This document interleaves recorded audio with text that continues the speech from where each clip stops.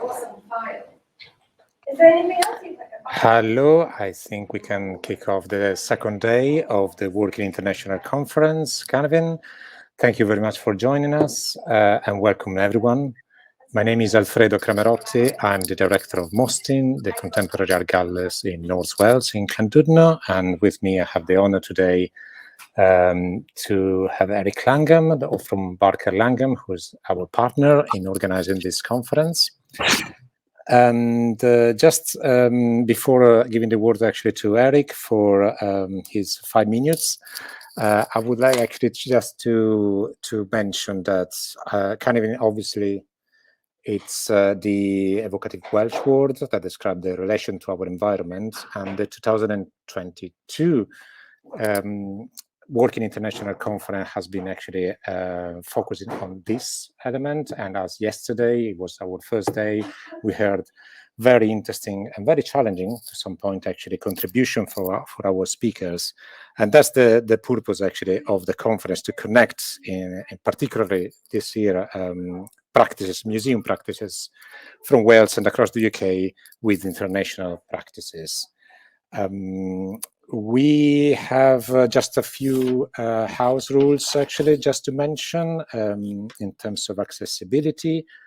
All sessions are closed captioned and also available in the Welsh version of the medium of Welsh. Feel free to promote the conference and to promote actually on social media. We have a number of range of hashtag, the hashtag WI22conf, and then the ICOM UK Twitter handle, the MDC Twitter handle, the Federation of Museum Art Galleries in Wales, the Welsh Government, and Barker Langham, not to forget it.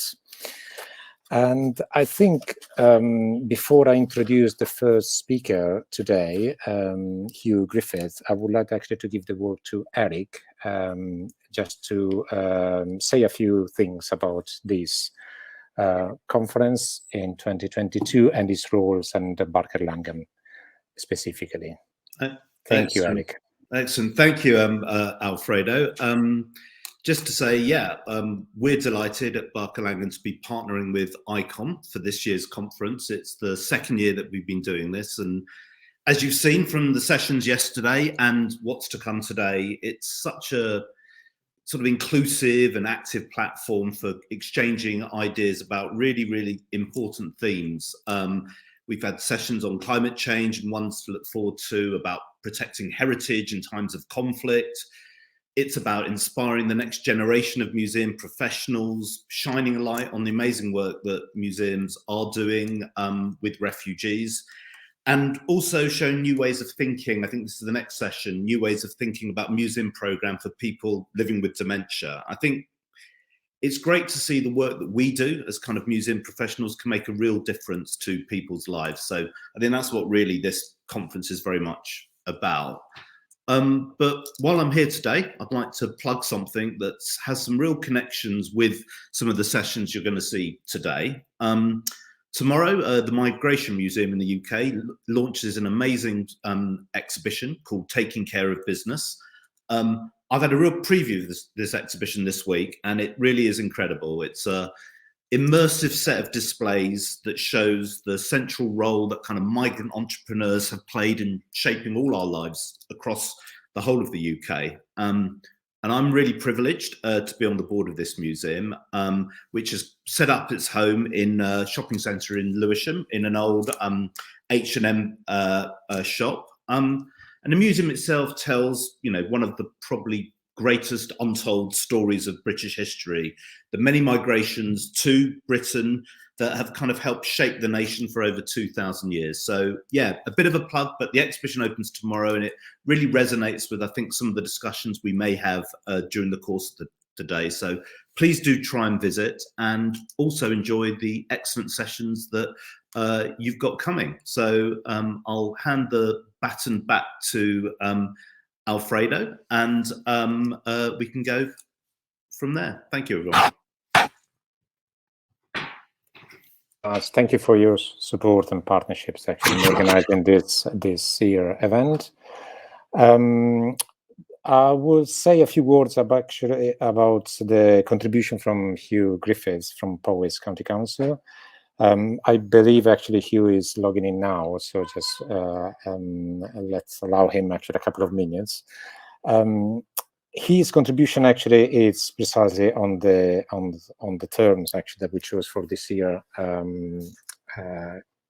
focus, Cynefin, which actually is often translated as habitat, not just in a physical or geographical sense, but also in a more sort of a spatial, historical, cultural, social sense, about a place which has shaped and continues to shape the community we inhabit.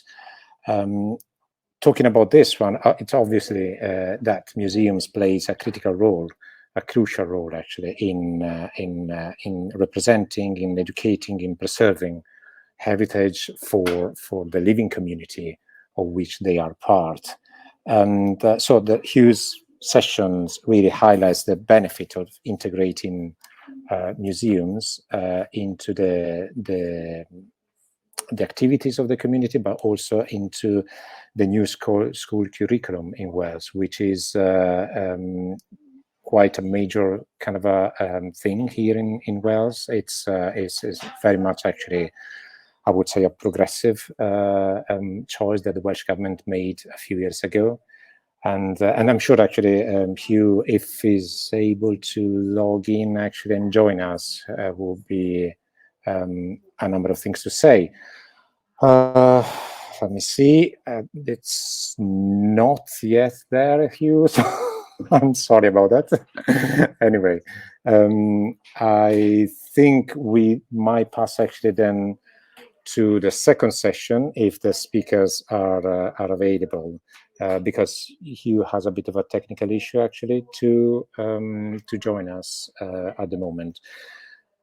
I think we can swap actually the two contributions. So the next session, which will be the first one today, is called New Thinking Around Museum Programming for People Living with Dementia. And is a conversation between Carol Rogers of the National Museums, Liverpool, and Karin Molson of the Monmouth Museums. I hope that actually Karin and Carol will be with me. Here we go, 1 and 2, perfect. Thank you very much actually for your availability. I'm sorry, actually, we have to kind of swap the session. It happens, it's live after all. It's part of the nature of things. Just to introduce briefly to the audience, actually, Karin and Carol will discuss how policies such as the Welsh Dementia Action Plan, the Social Services and Wellbeing Act of 2014, is almost 10 years ago, actually. It's kind of an interesting sort of a precursor to a number of policies that we see around the world. And other international initiatives regarding living and aging have led the ways of sort of a new ways of thinking about programming in museums and cultural institutions, providing basically services for dementia and with dementia patients. So I will leave the stage to you, and thank you very much for joining us today. Thank you. Thank you. Thanks very much. Hello, everyone. It's a bit disconcerting. I can only see Carol, so I've no idea who I'm talking to, but I'm Karin Molson, and along with my conversation partner, Carol Rogers from House of Memories, National Museum, Liverpool. I'd like to say thank you to ICOM, first of all, for inviting us to talk about this subject today, and to thank you all for taking the time to listen in to this conversation. Our program for today really focuses upon programming for people living with dementia, and how Welsh policies and international initiatives have really influenced those programs and perhaps made us think a little bit differently about what we do for people living with dementia and their carers within our museum settings. I'm going to just say a little bit about myself first, and then I'm going to introduce Carol. So I'm Karin Molson. I am the learning manager for Monmouth Heritage, which effectively oversees the running of small local and social history museums in Abergavenny, Chepstow and Monmouth. We also have a collection of a really important collection of artifacts around Admiral Lord Nelson, but that's a bit tangential. So we'll stick with the social and the local history for the purposes of today. We're only small, but we've got big ambition, I would say, and certainly when it comes around for programming for people living with dementia. We use our collections, like I'm sure many of you do, for schools programs, for family activity, for research, for adult talks and lectures. Quite traditional way of using our collections, perhaps. But since about 2014, we've been working a lot with people living with dementia and programming for this audience and developing resources. Our museums really provide powerful opportunities to engage with people living with dementia. Our objects, our images, our collections, because of the stories they tell and the emotions they trigger, are really, really powerful and provide cognitive stimulation. They can become social connectors, they can become life experience validators, and really reinforce a positive sense of self. And they are very, very important to us in the work that we do. So our work is all based around our collections. A couple of quite shocking statistics, probably just to start with, but the World Health Organization estimated that in 2015, there were 47 million people globally living with dementia. In the next 8 years, so by 2020, there will be an estimate of 75 million people living with dementia. And in 2050, this is estimated to be 135 million.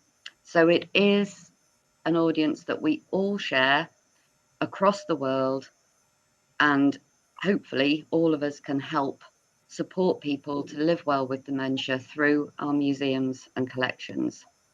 In Monmouthshire, we've got a population of 94,000 people, and the last estimate in 2017 of the people of the amount of people living with dementia in our community was 3,000.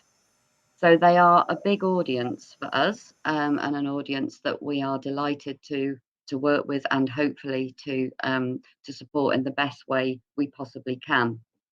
In recent years, Welsh Government have introduced a range of policies and strategies and acts, all of which have had an impact on the way in which people are supported who are living with dementia and their carers. They're not all directly related to dementia care.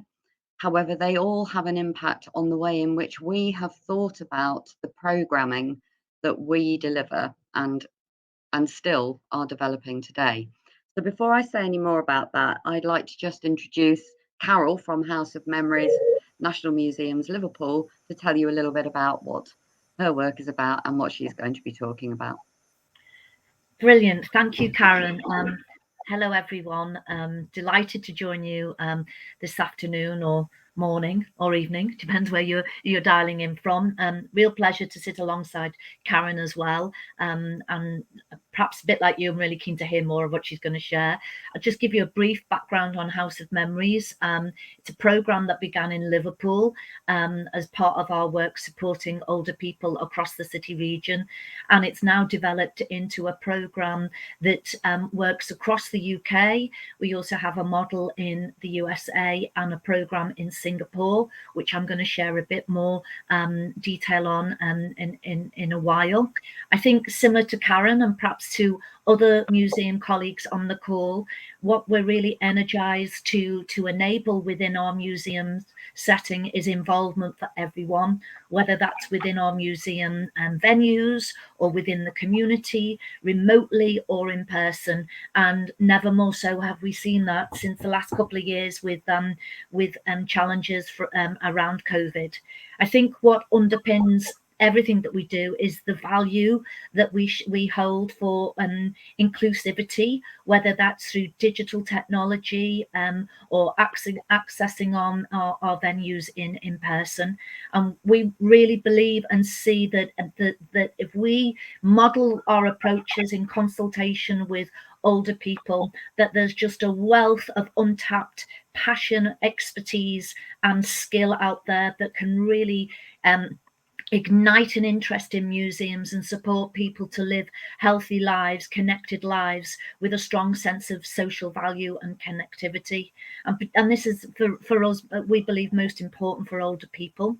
So like Karin, I'm not going to talk too much now, but I will come back to you, and we're really open to having a conversation today. That's what we hope we will encourage. Karin and I will have a chat with each other, but we also want to talk to you as well, so please do engage. So yeah, thanks very much. Back to you, Karin. Thank you. I seem to have completely disappeared, so I'm not entirely sure what's happening at the moment. Okay. There we are. I'm back. I'm sorry. I'm back in the room. I do have some slides to share with you, and I'm hoping that I'm just having a bit of an issue, a technical issue here. So I do apologise. I've got as far as share screen, but I can't. I'm waiting. I think it doesn't enable me to share.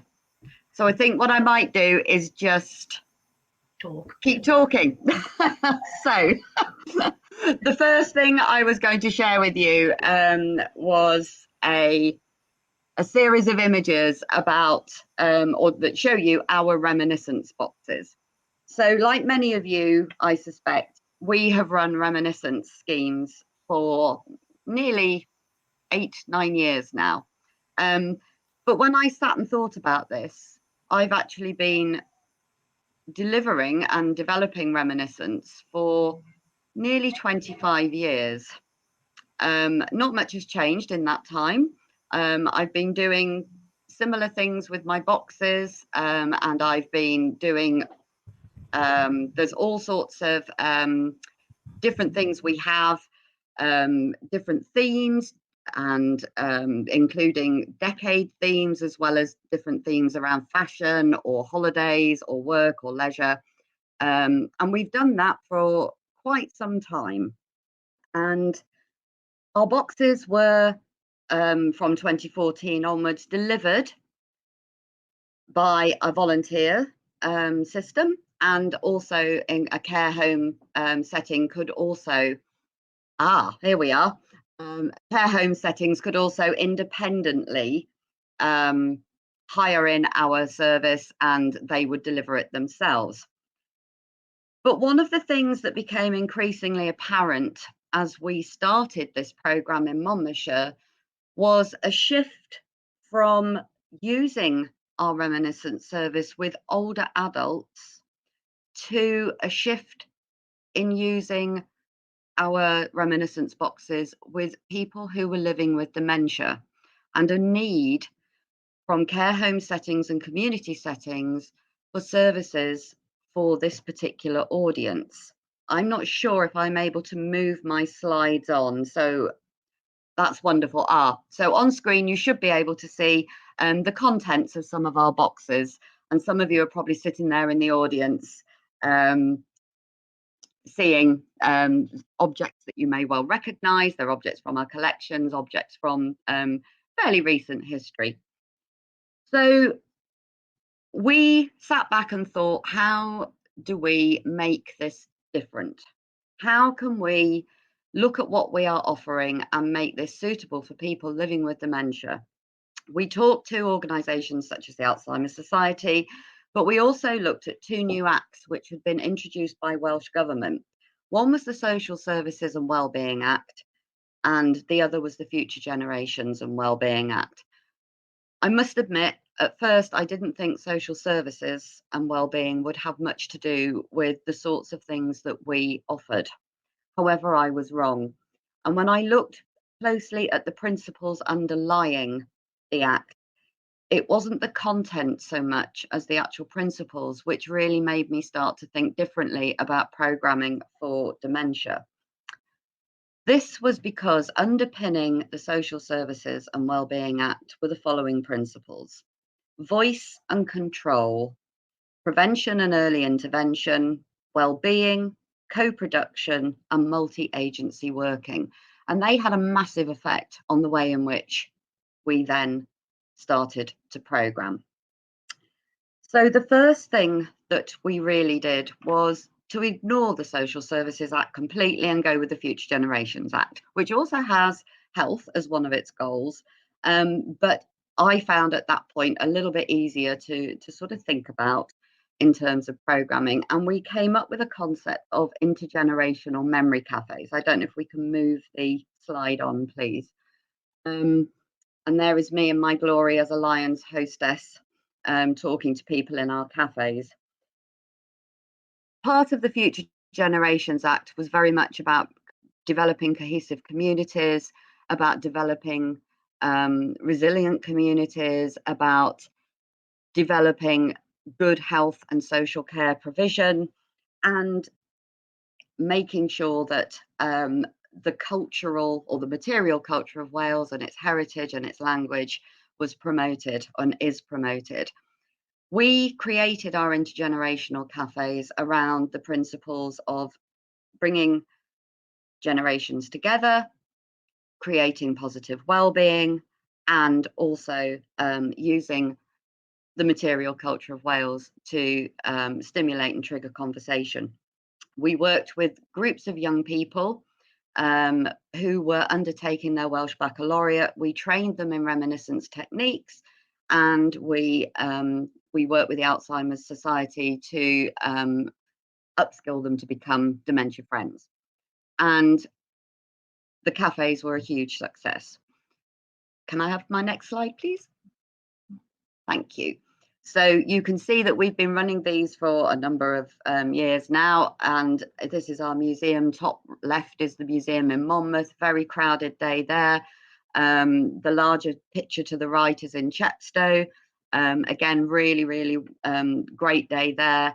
And the bottom picture are some of our young volunteers who put on a fashion show through the ages and a tea to complement that. And basically, it's a very simple framework. We choose a theme with the young people, they research it, they find objects from the collections, they research those so that they can converse with people about them and trigger and stimulate conversation. They create a menu of snacks, basically, that complement the theme. So, for instance, when we did the 50s, we had bread and dripping, and we also had cockles and whelks when we did a day at the seaside. And we've gone from strength to strength with this. They've been very popular. We always have a really good turnout from the people living with dementia in our community. Can I have the next slide, please? And these are just a few of the quotes that have come back. So you can see from the way in which people have reacted, they have worked really well. And we've been very pleased with those. And it's worked on all levels, not just for the people living with dementia, but also for the carers, for people who are involved in supporting people living with dementia, such as Alzheimer's Society, and the students themselves. And one of the things about future generations that inspires me particularly is thinking through what life would be like for young people in the future.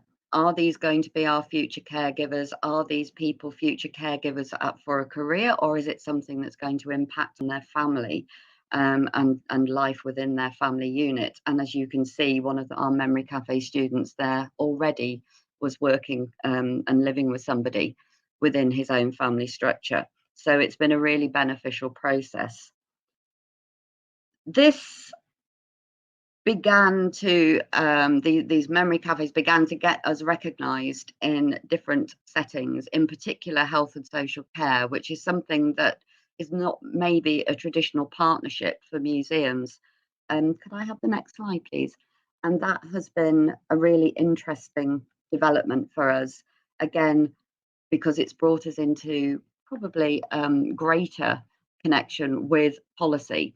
This is just a slide here of our young people, some of our young people who achieved an award. So it was just such a great recognition for them for the work they'd put in. Next slide, please.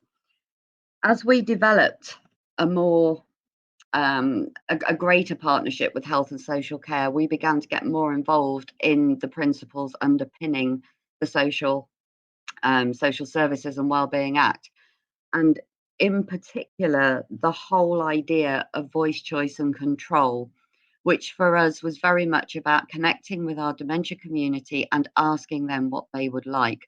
So we would talk to people within the memory cafes and say, if we could do something else, what would you like to do?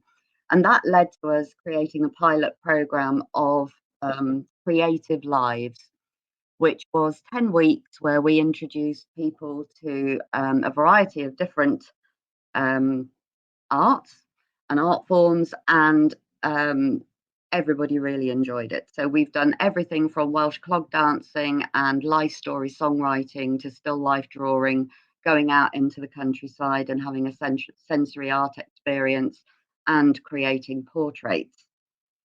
And really what underpinned this project was the principle of equality of opportunity, because while we had been busy doing our reminiscence work, we hadn't really contemplated and thought about providing learning opportunities for people with dementia. And that's why we decided that we would try a slightly different approach. So this concept or this principle of equality made us think about, okay, we'll do this as a learning opportunity rather than a reminiscence opportunity. So people were able to actually learn something new. And that was really important for people, very empowering for people. And if I can just have the next slide, please, really had a very, very profound impact on the people who took part. So I'm not going to read these. You can see what people have said, but the things around a normalized environment and making people feel human again had a massive impact on the way that we thought about programming for people with dementia. This is very much about person-centered. This is very much about equality of opportunity, and that ability to keep learning and all of the positivity that comes with being able to live in the moment has been a principle that we've applied. And this is all sort of woven through these policies that have come out from Welsh Government. In 2018, the Dementia Action Plan for Wales was launched.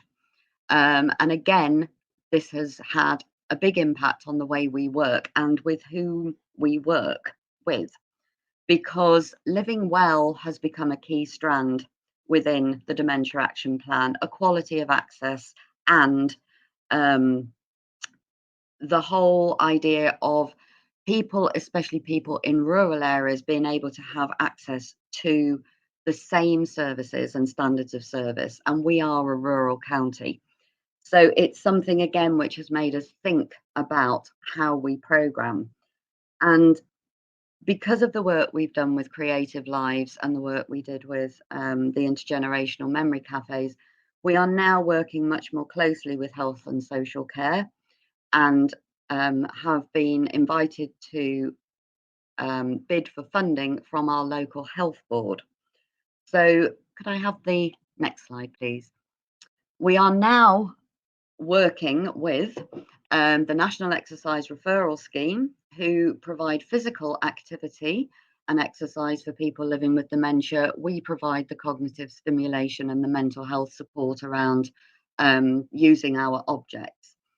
We've got a new stream coming on called Creative Conversations, again funded by the Health Board.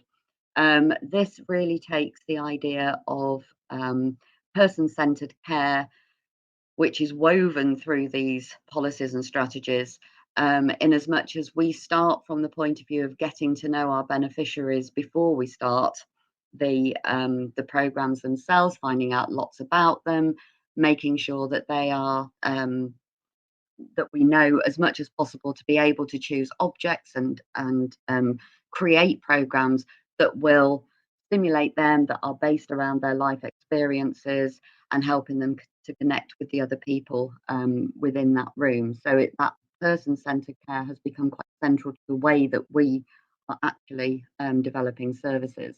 We're still doing the intergenerational memory cafes, and we've become a service provider literally for a dementia group on a Monday afternoon in Chepstow. So they've asked us to come in and run their program for them. We work with housing associations, and I'm not sure if people are aware, but there is now a new dementia policy, again, a set of standards, which, although probably more focused on health and social care providers, actually is still really the principles underpinning it are the things that we can work with, looking at them through the lens of museums and what we do. One of the this new dementia plan has 4 themes, 20 statements, one of which is around physical health and intervention and risk reduction. And our leisure services are providing now what's called Fit for Life for older adults. And we are working with them on that as well.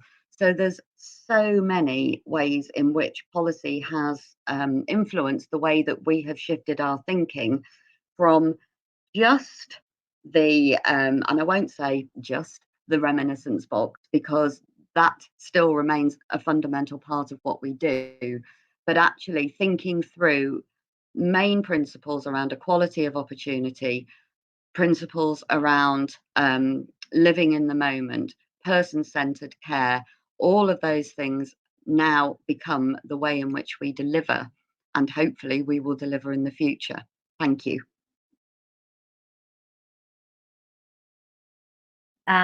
Really great to hear that work, and I'm just scanning the chat as you've been speaking, and there's some really good questions coming to the fore. One of the things I wanted to ask you, just to straight on the back of what you've shared, now that you've got the connections that you've been describing strategically and with partners, I just wondered, where do you see this going next, Karin, and how do you see this? Sorry, how do you see this?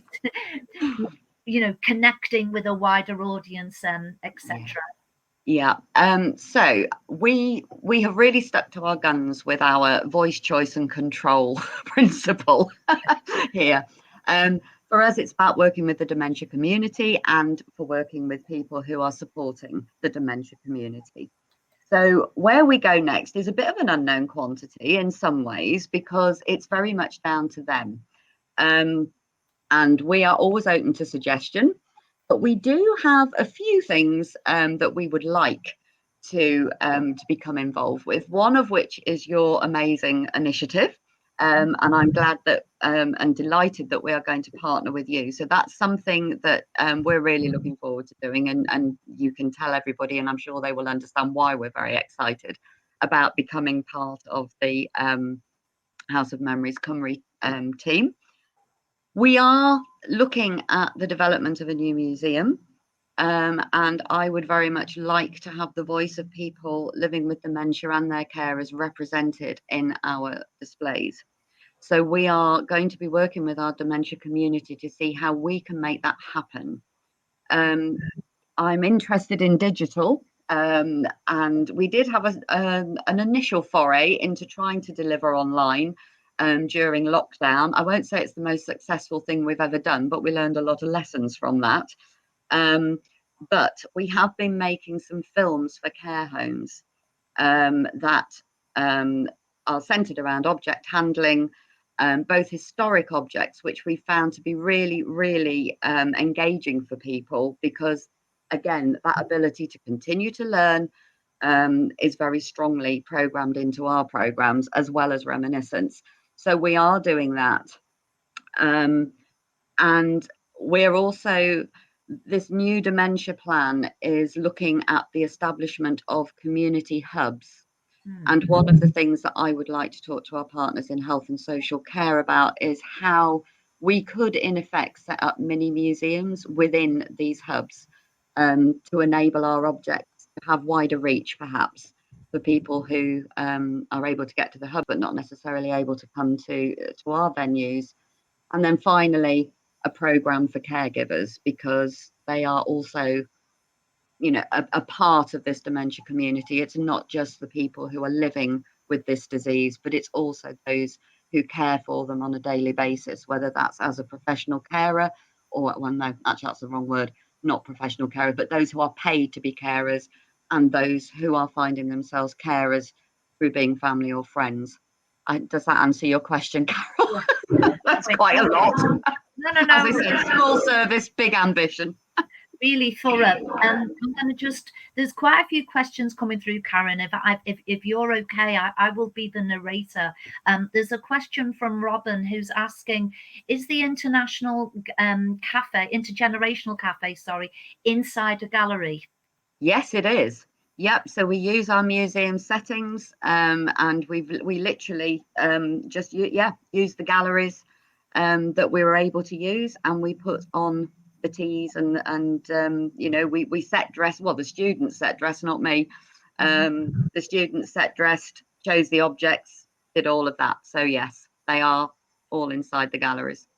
Fantastic, that's really good. Oh, I can see that the questions are coming up on screen now, so we're connected as well. Apologies if I'm jumping in on a bit that's already covered. Ladies and I mean, let's keep going, shall we? We have had a couple of technical hitches, and I've got to say, Karin and I are looking like swans at the moment, very calm above the surface, but underneath our feet are paddling like mad. But it's all good. The main thing is hearing about the great work that you've been doing, Karin. So I think what we might do is come back to some of the questions, more questions in a little while, and if everyone is happy to do so, to move over and share a little bit of House of Memories, which you mentioned, Karin, is part of our future journey in terms of working with you in Wales, and we're very excited about that. We've just joined with Karin and other museum partners across Wales to develop a House of Memories Cymru programme, and we had our first sort of partners meeting last week. I had the great privilege of a mad dash around Wales, from South Wales to South East, South West, right the way back up to North Wales, and Karin and I had a couple of hours together, which was really lovely. So I'm really happy to if you're ready, Karin, just to share my slides, and I'm hoping I can. Oh, I think our lovely partners on this call are going to do that for us. Yeah.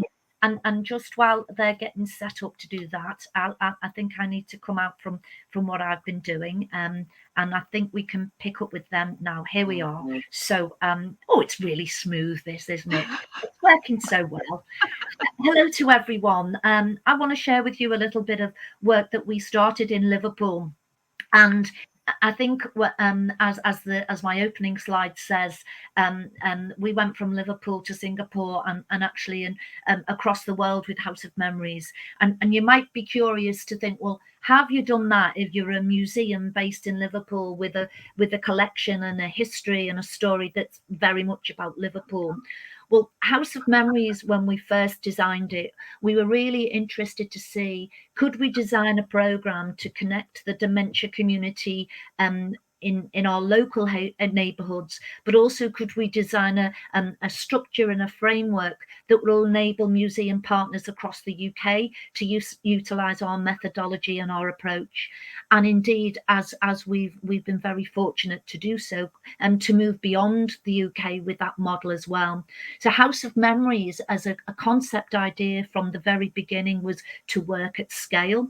And this is something that we hadn't done before. I think, like most of us here on the call, and perhaps throughout the course of this conference, we've had great initiatives, great projects, etc., but they're often time limited, and that's that can be a challenge because we start great work and then we're always reliant on the funding, and the ongoing opportunity to continue sometimes is a challenge. So with House of Memories, we designed a business model and a plan that would seek to keep growing the programme and exploring the programme and expanding it through a strategy that would bring in that opportunity economically, but even more crucially in partnership with others.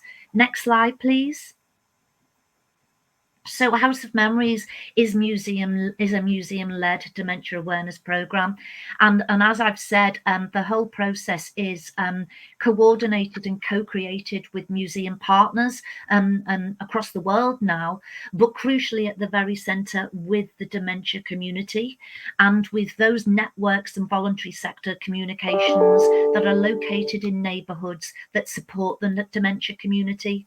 So for us, it's very much built around the experts, and we believe the experts are those that are living with dementia. So from the get-go with House of Memories, we've co-created the programme with them. It's very much been influenced and designed by a local dementia network based in Liverpool, but it speaks to living with dementia across the whole globe, and that's probably why it's been able to develop it and extend the reach that I'm going to share with you. So consultation was very key, and as Karin's shared, and I no doubt others throughout the course of this conference, consultation is the route to our success if we're going to sustain programmes, because what we really want to do as museums is break beyond the walls and sometimes the constraints of a gallery space to work more strategically with communities in community settings. So House of Memories was designed to work within a museum, but equally it can work in neighbourhoods and it can also work in people's own homes. Next slide, please. So why are we doing this? Well, to put it in simple terms, museums are just great at looking after memories. I mean, that's what we do. We do it through lots of professional routes, curation, conservation, etc. But what we're all trying to do is tell the story, present the story of an object, a painting, a heritage, a historical moment, but always to place it within human context so that our audiences can understand where that root has come from. So for us, it's about connecting with the memories that we all hold and we share. And for House of Memories really does look at historical culture, but it's very much focused in living history and living memory. And as I've said, the person living with dementia, their families and their care networks are at the heart of what we do. And in order to really achieve that and to enable that to happen, when we first began to design House of Memories, we did so in consultation with the health and social care sector that is based in Liverpool. I literally spent about 18 months attending health and social care conferences, and I have to say that at the beginning of my journey with House of Memories, myself and my team, we were the odd ones in the room. They were curious, our professional colleagues, as to why is a museum attending a health and social care conference. And the reason that we did that was we wanted to learn, we wanted to understand the need, we wanted to understand the practice that exists around personalised care for people living with dementia, and we felt the best way to do that was to get out there and to connect. And I have to say, as a learning point, it served us really well. And what we do with House of Memories is what you all do. I am in no doubt with your exhibitions, with your displays, with the work that you do in education. We all utilise the power of objects to prompt memories which may not otherwise be triggered. And this is a great value to the dementia community. No two people live the same or follow the same journey with dementia, but quite a lot of the time, long-term memories are retained as opposed to the memories of yesterday. And, for all of us that work in museum settings, that's where the magic, that's where the connection is, that we're the caretakers of memories. We look after them. We tell stories about objects and heritage and history. And this is where we have the skills that we can pass on to the care sector so they can utilise what we do within their setting. So training has been a big part of our approach, helping the care sector access House of Memories on their own terms, in the way that works in the ways that works best for them. So next slide, please. I'm going to play a short film, hopefully, which just shows the transition of reminiscence from where we began to where we are now. If this doesn't play, all is not lost, because we can send the links to this on the chat. It's on YouTube. So let's try and play Henry's film if it will work for us.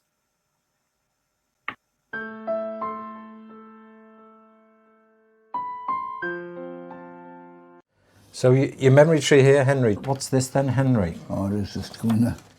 It's a schooner. Yeah. Yeah. Because how old were you, Henry, when you first went on schooners? Can you remember? About 15, 16. 15, 16. And that was from Barbados? Yeah, I used to dodge school a lot. You used to dodge school? They used to beat you. And when you went out on the schooners, Henry, then, so what was the schooners for? Was it fishing or? No, carry cargo from one island to the next. Like coffee beans, charcoal and things like that. Yeah.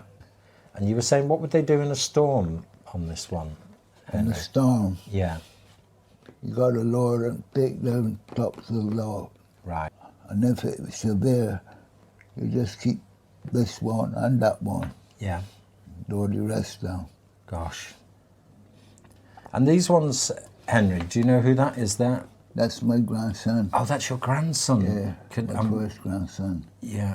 And that's me sitting in there. Oh, that's definitely you, Henry. I can see that that's you there. Yeah. Just on this one here as That's well. me and Gina when she was a baby. Ah, okay. And Gina is your daughter, yeah? Yeah, and that's me and her there again. So that's her again as a baby there, yeah? That's right. Yeah. And just tell us a bit more about your life on the ships, Henry. I was a young boy when I started out on these. Nice water, that. Yeah, it looks nice then, actually. That's my masterpiece there. Yeah, which one was that, Henry? The one behind you. Oh, that looks incredible. But in the storm, see the life jackets, man in the water Oh, there. I see, of course, Life Henry. boats in the water. Yeah. Well, thank you for that on the memory tree, Henry. And I just want to show you some things that I've brought, if that's okay, Henry. Some things from the past that you might remember. Boxing glove, That's yeah. a boxing glove. Because I know you said, Henry, that you used to box. Oh, yeah. I do a bit. You ain't got the second one, do you? Is it a good fit, Henry? Bit small. Is it like the gloves that you wore then, Henry? Something like this. Yeah, something like that. Something like this, yeah. And you can Mine used to be red, though. Oh, you had the red ones. Yeah. Yeah, so I remember the red ones, yeah. Oh, they're lovely, then. It's fantastic, isn't it, Henry? Other things as well, Henry, I don't know what, did you remember? Oh, yeah. Brilliant thing. Brill cream.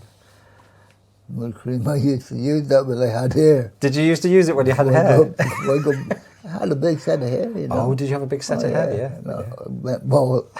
But you used to use Brill cream? That's right. And then this one, Henry, because I know you mentioned about working at Ford's. Yeah, that's the cartoon we start on these. That was the first, apparently the first car to Yeah. come off the production line. Yeah.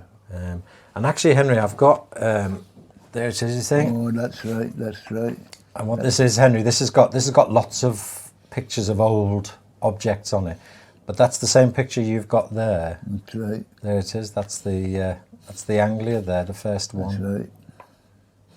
And on this, Henry, you know, like you've done the tree here, the memory tree, Yes, like that. yeah. You can actually build a memory tree on here and put your photos on here with all the other photos and make you a memory tree on here as well. Oh, yeah. You know, just so you can keep it and you can show it to your daughter and everything. So That's right. it's fantastic.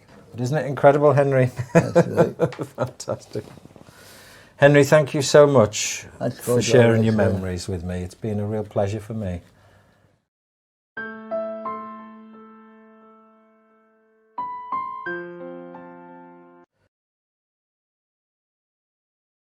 Move to the next slide.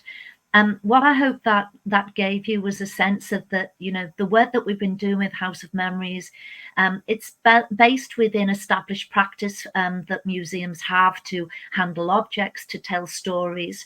But what we've been able to do is to create training and to create digital resources that take that a step further for the health and social care community. So within House of Memories, we have resources that you can use at your home setting. We have memory trees, memory suitcases, and we also have the My House of Memories app. Next slide, please. And more recently, during COVID, we've taken our work that we've established in the UK, and we've been able to develop it in other settings. And this is because what we recognise that living with dementia is a universal experience as a condition, and not that everybody lives with in the same way, but the resources that we have within museums can be utilised in a very similar way. The difference being that House of Memories in Liverpool or House of Memories Cymru, which we're going to develop in Wales, that will be relevant to Welsh culture and to Welsh heritage, not dissimilar to House of Memories that we developed in Singapore in 2019-20, where we were able to take the programme that is the Liverpool programme and develop it for museums in Singapore. And the difference being there was that we were able to build in some new interactive elements around language. So House of Memories in Singapore, for the audience, you can access the programme in Chinese Mandarin, Tamil and Malay. And indeed, when we moved to House of Memories Cymru, which I've just started with Karin and her colleagues across Wales, our programme in Wales will be bilingual. It will be Welsh and English speaking, and that makes it accessible to a much wider community. And as you can see there, we provide training face-to-face or online. We have a toolkit that carers can use after the training, and we also provide resources for families. And you saw some of our resources there on the film with Henry. Next slide, please. We launched the app in Singapore, and it was quite challenging. We're not going to have this same challenge in Wales because fortunately we're on the same time zone. But in Singapore, and indeed when we've been working in the US as well, in Minneapolis, we often the House of Memories team, myself and colleagues, we're delivering the experience in the middle of the night so we can make sure that our beneficiaries, our users, are getting the experience in daytime hours for them. So that's not without its challenges, but it is quite fun to do that, and it is also quite rewarding to see the engagement. Next slide, please. I'm going to zip over this slide because I think the tech problems I've had won't allow us to play it. But if we just look through the next slides, I'm showing you here what is the different packages in Singapore. But if we just move through the slides, the next one as well, what you'll see is this layout is exactly the same layout as what we have now for House of Memories UK and House of Memories USA. And indeed, this will be the exact same approach, the methodology that is tried and tested, that we've been utilising for a number of years now in and around the UK. So the language might be different, the subject matter is different, but the engagement tools, which were designed by people living with dementia, are exactly the same. Next slide, please. And again, thank you. Next slide, please.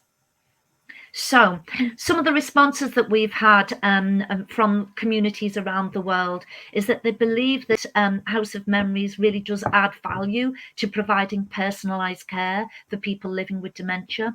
We've had some fantastic feedback from families and from professional carers, and often they don't think of the museum as a social asset in their neighbourhood that they can utilise for the care community. So it's a great way of reaching new audiences, diversifying your audience base, and creating tools and interactive opportunities that perhaps people may not be aware of that we can deliver as a professional group, but also give them great opportunity to really connect communication and to link and to share tips with each other, as you can see here, that allow people to just connect with the community.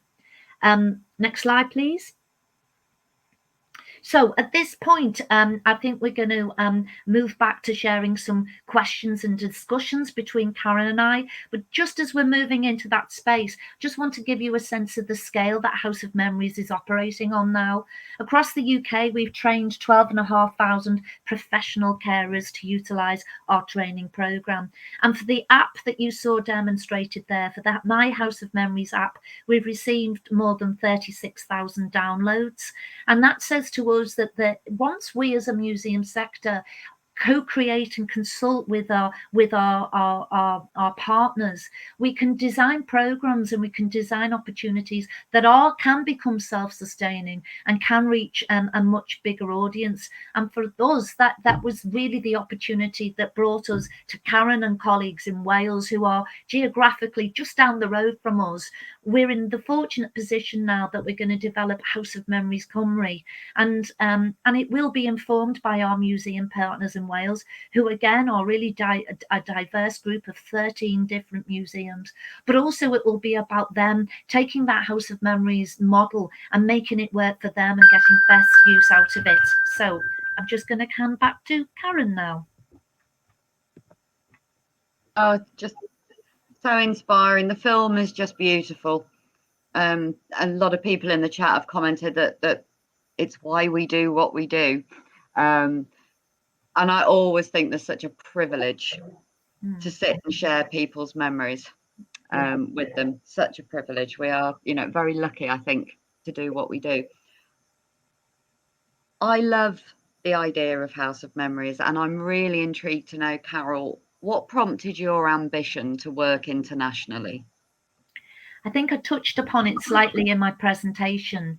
I think it was recognition that, and you gave some stats to this at the start of your presentation, Karin, that, the number of people being diagnosed with dementia is growing at a pace. And not only the dementia community, if you look at aging across the world, we're all living longer. Hopefully, we all get to live rich and fulfilled lives. But in order to do that as best we can with whatever life throws at us, I think it's a real opportunity for museums to find their space and their place to enable people to live well and to age well. And it's just as a museum professional, we all recognize we have such fabulous assets to enable people to feel socially connected, to help combat social isolation. And also, if you've seen with House of Memories, and I'm sure with the work that you're interested in digitally, that we can help address digital exclusion for older people by creating tools that they are confident to use, so that they too can be digitally connected. So that really was the inspiration for House of Memories. Absolutely brilliant. It really is. I'm trying to work through the chat here to see if I can pick up questions, Carol. And I think we might need to hand back to a colleague. Yeah, to see if we can do that. I know there was one, somebody was asking about the training that we did with young people. There we are. Okay, so for the Intergenerational Cafe, marvellous. What's involved? We went through the Dementia Friends Awareness Programme, which has been developed by the Alzheimer's Society. Both myself and my colleague became dementia champions in order to understand really the impact of the disease upon people, and how we can programme that to enable that impact be recognised and understand what we were working towards and working with. Very important that we made our young people feel very confident. We had 2 or 3 young people who actually didn't have much contact with older adults in any way, shape or form. So not only were they learning their social skills through conversations, but they were also dealing with dementia and what the impact of dementia upon people. So we did that piece of training with them, but we also worked with them around good practice in reminiscence. So using multisensory approaches, the types of open-ended questions that we can ask, things maybe not to ask, ways, strategies for making people feel comfortable about the questions you're asking, what to do in a situation if somebody becomes a little troubled about a question or a theme or topic. So we've got quite a robust training program in place, which if anybody's interested, I'd be more than happy to share. Perhaps now is not the time to go into it in detail, but yeah, and I think we've also gone down the route of getting as much training around dementia as possible, just for our own, for our personal development, and making sure that we understand as much as possible so that we can do our very best. Thank you, Karin. Yeah. A question in the chat from Maria that I think I can segue into that follows on from yours. And this is about strategies for finding people who are living with dementia who fall between the cracks, those who are not in care and not known by social services. This is something that we at a House of Memories have really looked into, and not dissimilar to the work that Karin has described. We've started to increasingly work more within neighbourhoods. We've started to take the programme into settings where it's not necessarily through a health route, it's more through a connection through the voluntary sector and networks that we know of that are linked into neighbourhoods and people. And a good example of this, and again, as Karin said, we haven't got time to go into detail on anything today, but I'll ask Karin to give her website link verbally in a minute, but I'll give mine now. If you go onto our website, www.houseofmemories.co.uk, you'll see there that we too have developed an intergenerational programme. And we did this because we recognised there were a number of people in Liverpool from the Yemeni community where English is not the first language, but who weren't accessing health service skills. And we were approached by a young boy from the Yemeni community, Abdul, who said that, you know, dementia wasn't really talked about in his community, but he was finding it a struggle to connect with his nan. And from that, we were able to design a programme where we worked with the young people to collect the elders' memories.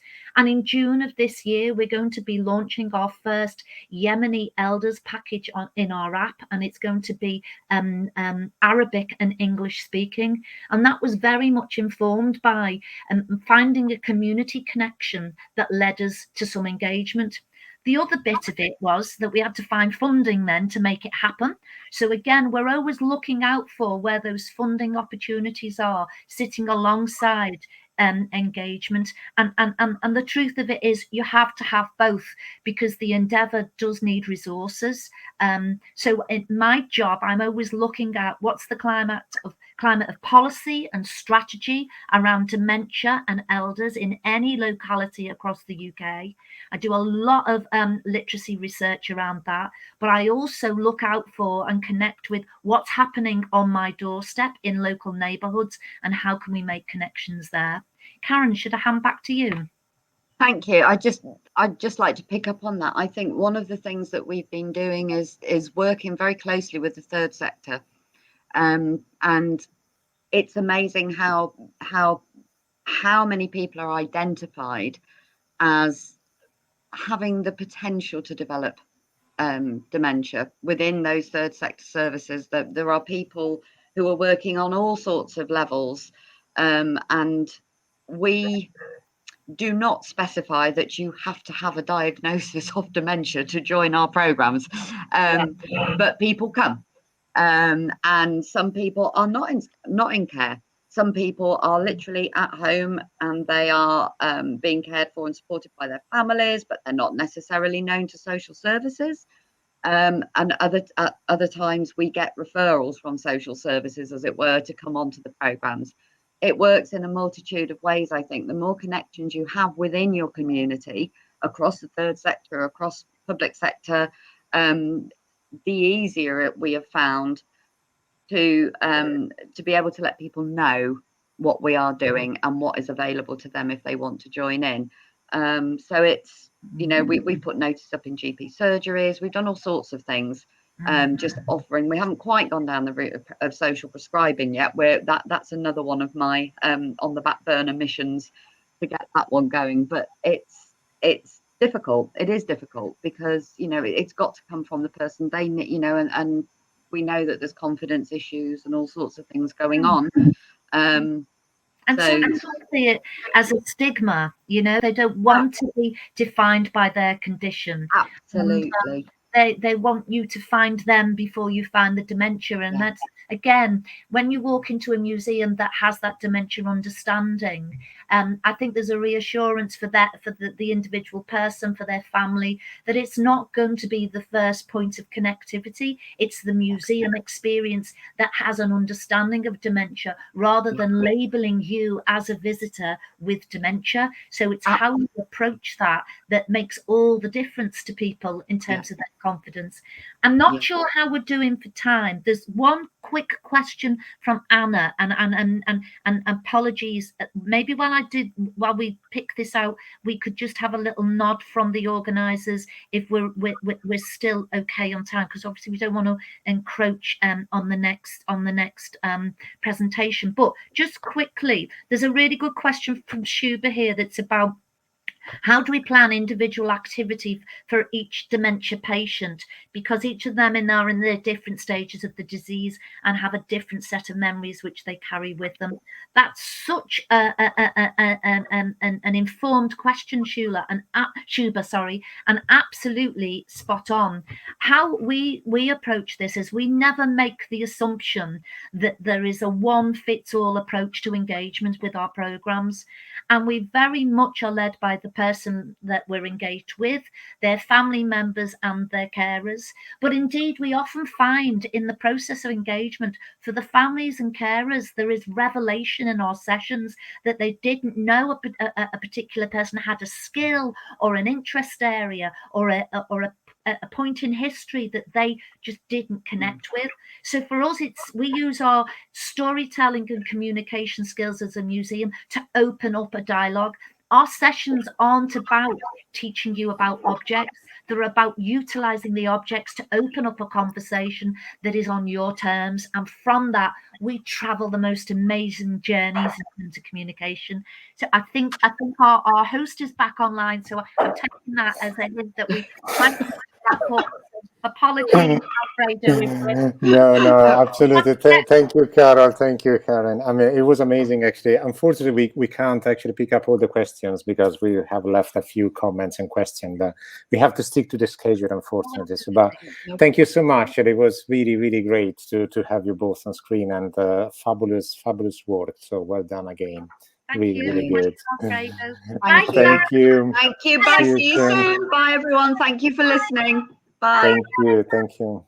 So I'll now pass actually to the words to Hugh Griffiths, who was supposed to be the first one, and from Powys County Council, and on the concept itself, actually, of the word Cynefin, and this idea of habitat, not just in a sense of a physical and geographical place, but also in terms of cultural and social and historic even.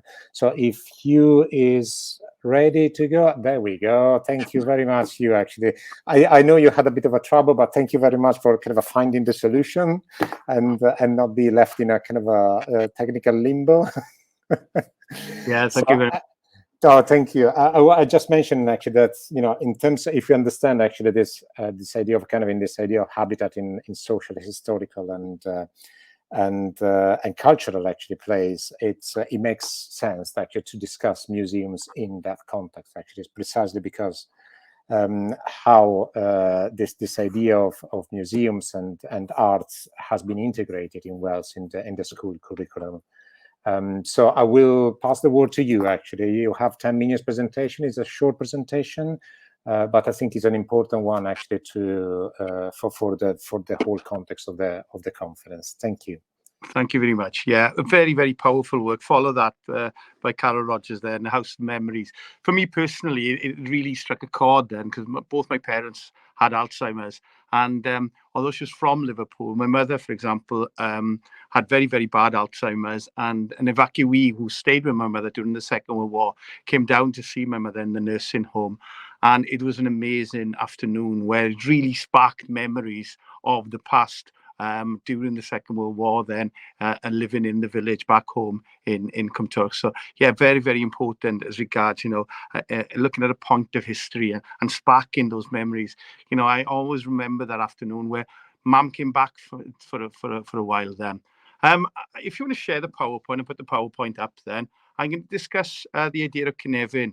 and how it's played a part now in education here in Wales. A very, very important intrinsic part within the new curriculum that we have. We have a new curriculum in Wales which we launched, and we begin in September this year then. So Cynefin, so if you want to move on, and it's such important, the fact that the title of this conference is called Cynefin, and it's not simply Kevin, by the way, as somebody has pointed out to me in the past. Then it is Cynefin, and it's a very, very powerful word. So if we move on to the next slide, in Wales we very often adopt words, and one word is very, very powerful. Everybody in Wales understands the word cwtch. Cwtch means a hug, but it's far, far more powerful to us here. It's the hug that you get of mum, maybe. It's a really, really all-encompassing closeness. And we use the word cwtch, and everybody in Wales understands the word cwtch. Similarly then, the word hiraeth. Hiraeth means a longing, a missing of Wales, a hiraeth, but it means something far more deeper with us. And very often when we use the word hiraeth, a sentence that directly comes after that is, oh, it can't be translated. We can't translate it into English. It means something to us. It resonates with us. It's got a really, really powerful echo within our hearts. Both cwtch and hiraeth are similarly then. It belongs to us here in Wales then. If we move on, we adopt other words. We continuously adopt words. And I'm really, really, if you look at the little book of hug here and the little book of like, words are very, very powerful, simply to have one word. So I was very fortunate to be one of the teachers, because the new curriculum here in Wales has been written by teachers. It's the first curriculum in the world that's been written not by academics, by actual teachers of the teaching profession then. So if you move on to the next slide, one of the works that I did then, I wanted to get the word Cynefin in because it resonates. It means something far, far more deeper. And there was a lot of pushback. People said, we don't want a Welsh word in the English document or the new curriculum. Why have we got a Welsh word? And I said, well, if you look at the curriculums around the world, they have more than a single word. This is the New Zealand curriculum on the left-hand side then as you look. And, the Maori in blue is massive. There was loads of Maori in there. And almost on the last day of before the curriculum went in as a draft, there was a draft presentation of the curriculum. And what happened with the draft curriculum was it got presented to everybody in Wales, and if people didn't like it, they could take bits out. So right on the last day, before the draft was published, they said, right, because I can be a real pain in the backside if I want to be, I said, really, you want this in? And they said, if you want it in, you'll have to write a description, a definition of what it means. Well, I'm a historian, I'm not a linguist, but they didn't know I had a superpower. And my superpower was my phone. And what I did then, in that afternoon, I phoned a very, very close friend of mine, a very, very famous poet in Wales, a woman called Mryrid Hopwood. And she's exceptional, and she's an amazing linguist. So I'd love to say that we worked on it together. We didn't work on it together. I sat down holding the phone and I said, Mryrid, listen, I can get Cynefin in there. And she said, right, great. If we can get a definition. And we wrote the definition out. And that's the definition that appeared in the new curriculum. I would have loved to do this today in Welsh with you. Unfortunately, I can't do it in Welsh because I'd get very, very emotional over the next bit. And what I want you to do, I want you to go on a journey with me. I want you all to close your eyes, to truly understand the word Cynefin. I want you all to close your eyes. And I want you to go back in time. I want you to go back to your community, to your Cynefin. And I want you to really, really think, as I read the definition that was written by the Welsh poet then, Mryrid Hopwood, I want you to go back to that community where you were from. I want you to think of the people who are no longer with us at the moment, but were a part of that community. I want you to think of the places, the streets where you played on, the village that you lived in, the town where you lived in. Think of the buildings that were a part of that community. Think of the classes you attended, and the pupils, the friends within that community. I want you to go back in time. I want you to go back to your Cynefin. And if you're back in your Cynefin, you will truly understand the words of Cynefin. So if we go on to the next slide, and hopefully everybody's got their eyes closed. This is Cynefin. This is the place where we feel we belong, where the people and landscape around us are familiar, and the sights and sounds are reassuringly recognizable. Though often translated as habitat, Cynefin is not just a place in a physical or geographical sense. It is the historic, cultural and social place which has shaped and continues to shape the community which inhabits it. Hopefully you've gone back to that special place. That is your Cynefin. It's unique to you. If you go on to the next slide, this is where I go back to when I think of the word Cynefin. This is my community. It's the village of Cwmturch. And if you look at the left-hand side, it's the terraced house that I was born in. There's me on the right-hand side. This painting was painted by a friend of mine, an artist, Mark Morris. There's me on the right-hand side. Next to me then is my father. Next to me is my uncle. Behind is a very traditional Welsh village, is the Miners' Welfare Hall. Behind that is the chapel. The rugby club is further up. It's the mountains where I played on. As a child, we owned the village. There was a river running through the village. That's where we swam. And each pool had a name when we swam. And I thought I was so fortunate. Everybody else has got a swimming pool. We had multiple swimming pools because we had the river where we could swim in. But there's also another part to Cynefin that's not maybe in the photo at the moment. There's a deeper, and that's the deeper sense of Cynefin. Mum. Unfortunately, Mum passed away a year before this painting, but it's a part of my Cynefin and will always be within my heart as a part of the village, as a part of my Cynefin. And if we move on then, maybe to understand the true power of Cynefin, this is Mum. And Mum would be so proud that I used this photo of Mum, because Mum is in my brother's wedding. This is almost 30 years ago then. And this is the picture that I have of Mum. I was very fortunate when I did my PhD. I spent a year out in the United States, and I was a visiting scholar in Harvard University. And although this makes me sound as if I'm boasting, the actual story, I come out of this very, very badly. What happened when I visited the United States then, underneath the door was a poster that was saying who was the speakers for that week. I was very fortunate that I was one of the speakers that spoke in the Celtic Studies department, and the poster came under the door. And right at the top during that week was Nelson Mandela. Nelson Mandela was speaking in Harvard. And about two or three down then was Chris Patten, who was the governor of Hong Kong. And if you had your glasses on, you could really, really study. Right down the bottom was my name. And, you know, I was on the billing of this pamphlet, basically, more than anything else, that was shared in Harvard. I posted it back home. And Mum then, proud as a mother would be, shared it everywhere in the village, showed everybody. I came back several months later and I asked Mum, where is that poster? And Mum turned to me and she said, well, I've thrown that. I said, what do you mean you've thrown it, Mum? I wanted to boast to the world. Mum said, well, everybody's seen it, she said. Everybody knows. To Mum, Cynefin meant her world was her Cynefin. There was nothing outside that. To her is the Cynefin. And everybody in that Cynefin, everybody in that community knew that I was in the same building as Nelson Mandela. Being big-headed, I wanted to show the world. But to Mum, as long as the Cynefin knew that, that's the power of Cynefin. So if we move on to the next slide then, this is the only thing that unites all the pupils in Wales. There are a lot of things in your classroom that divides pupils. For example, be that race, be that gender, be that class, whatever thing. They're all from the same community. They're all from the same Cynefin, be that in a primary school or a secondary schools. They're all from the same community. It's a very, very powerful idea, in my opinion. If you go on to the next slide then, it comes also with a confidence. It's not an inward-looking idea. It's an outward. It's a confidence to look out at the world. Wherever you live, that community is an amazing community because that community created you and who you are. And it's an outward looking. It's a confidence builder. And to go on to the next slide, it builds upon the words then of Goethe. Johann Wolfgang von Goethe said, there are two things children should get from their parents, roots and wings. Cynefin gives you that roots in order for our young people here in Wales and across the world to fly wherever they choose to go to.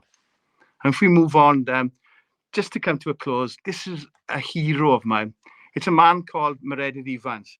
Meredydd Evans, as the slide says, he's a scholar, a philosopher, a teacher, an entertainer, a singer, a historian, a language campaigner, a television producer. And I'm very, very fortunate to call him a friend. I was working in the National Library of Wales in Aberystwyth. And very often, I was just a student. I was nobody. He was massive in Wales, you know, in my opinion then. And I struck up a friendship. We were doing research then on the newspaper collection. And I very often went to the National Library because I knew he was there dinner time, and we'd have dinner together and we'd have a discussion of various things. And he was an amazing storyteller. He was a lecturer in Yale University in the United States. He met presidents. He attended a party with Marilyn Monroe, and he was full of these amazing stories. He unfortunately passed away. And sometimes things in life just hit you really, really close to your heart. And what happened to Mairead then, there was a biography published of him. And this was published after the curriculum came out. And right at the end was his final poem. And his final poem then was called Cynefin. And it just hit me, wow. I just thought, and it ends with the words then in Welsh, ble bynnag haf hyd gyrraedd cread crwn, haf am Cynefin hefo mi miwn. Wherever I travel throughout the world, I know I'll take my Cynefin with me. And that's what the museums need to do. They need to ensure wherever your museum is, that their Cynefin, that the community where our learners are from is emphasized within there. When they visit, it's their community, it's their world. It's a very, very powerful idea, and hopefully you now understand why this conference leads by the name Cynefin. So diolch yn fawr I chi gyd. Thank you very much for everyone for listening. Diolch, Hugh. Thank you so much. It was really, really powerful and evocative. Thank you. That's it actually gave the context quite perfectly actually for the conference. Thank you. Thank you so much again. I will move now to the next session, which is a session about career challenge facing students and early career professional in 2022. It's a session with 6 people, so we're going to be a bit of a crowd on screen, one at a time. Huaiyuan Ren from the University of Kent, Aurelie Debaene from the Open University, Juju Yang from the University of York, Arran Rees, University of Leeds, who will be the moderator actually of the session and the panel, Lauren Wylie from the University of Manchester, and April Young, also from the University of Manchester. I will ask actually the participant, or at least Arran actually, to come on stage to be able actually to introduce this idea of the panel briefly, and then you pass the word actually to speakers. Thank you so much, Arran. Good to see you. You too. Thank you very much, Fredo. Welcome and croeso to the Student and Immersion Professional Session for the 2022 Working Internationally Conference. I'm Arran Rees, and I've been on the ICOM UK board since 2018, I think. And I used to be the Student and Emerging Professional board member. Over the past couple of years, we've been trying to emphasize the voices of our growing number of student and emerging professional members, giving platforms for them to talk about the subject matters important to them, either through designated conference sessions like this, or through blogs, or undertaking digital placements working with us. And this year, we're particularly interested in the challenges to starting or developing a career in museums. And we have a great panel of people who Fredo's already mentioned, and they're just going to give us some quick insights into the experiences and approaches and frustrations they've had as students or emerging professionals in the field. So I'm not going to take up much more time. Alfredo's already introduced everybody. So what we're going to do, because we haven't got much time today, I'm just going to ask a question and we're going to go straight in. And first of all, I'm going to start with April. So can you tell us a little bit about some of your expectations versus the realities of your study to work journey, kind of the types of obstacles you feel you are facing with regards to a career in museums and the cultural industry? Yeah. As a postgraduate student, I would like to share some experience about the difficulties that might face when getting into the museum sector. First of all, instead of having some graduate scheme, most of the job in the museum will need someone experienced and can start to work immediately. The fresh graduate student probably face a gap when they graduate first, so the starting point is quite hard to find. Therefore, internship and volunteer chance will be the primary way that start their career in the museum. These opportunities can be important for fresh graduate or even teenager to have some insight into how museums work behind the scenes. However, most of these students won't be able to stay after their internship. So museum also cannot have some long-term strategy to cultivate their staff. So my opinion on this question is to think about what value fresh graduate can devote to the museum and what museum can gain from the young people. For example, the museum need to raise its accessibility to the public, especially teenager. So this means to have some young adult work in the institution will be helpful to bring some diverse ideas. And secondly, is about the staff working in the museum. According to the museum report, found that ethnic minority make up only 2.7% of the staff in the museums, galleries, and even libraries. So the report state that people working within culture and making culture are not currently representative of the nation's demographic. So I think one of the reasons that might be related to this problem is that most cultural institutions might not be able to sponsor the working visa for people from different countries. So according to the UK government guide, the annual going rate for archivists and curator is £23,600. So thus, some of the occupation salaries for the fresh graduate can apply for skilled working visa. These regulations lead to a lack of diverse people working at the museum. But the good news is in 2020, the UK government opened the graduate visa again. So, for example, the international postgraduate student can legally stay in the UK for 2 years after they finish their program. So, hoping this will have some positive influence on this situation. Thank you so much, April. That was really interesting to hear about. Lauren, it would be really good to get some of your reflections on this as well. Yeah, so April touched on the lack of pathways that are available going from postgraduate study into work. And I think that also extends into graduate schemes and things like that. So I study arts management at university, and I'm coming from much more of a business perspective, as my study centers around applying for funding, marketing, structure of organizations, things like that. So a lot of those things are transferable skills that can stretch beyond the cultural industries, despite that forming the backdrop of my education. But when I'm looking to the future and what sort of jobs I might want to apply for, there are significantly fewer grad schemes available here and a lot more in the commercial sphere. So the options are either to look further afield or to continue to pursue education or to sort of start from the beginning.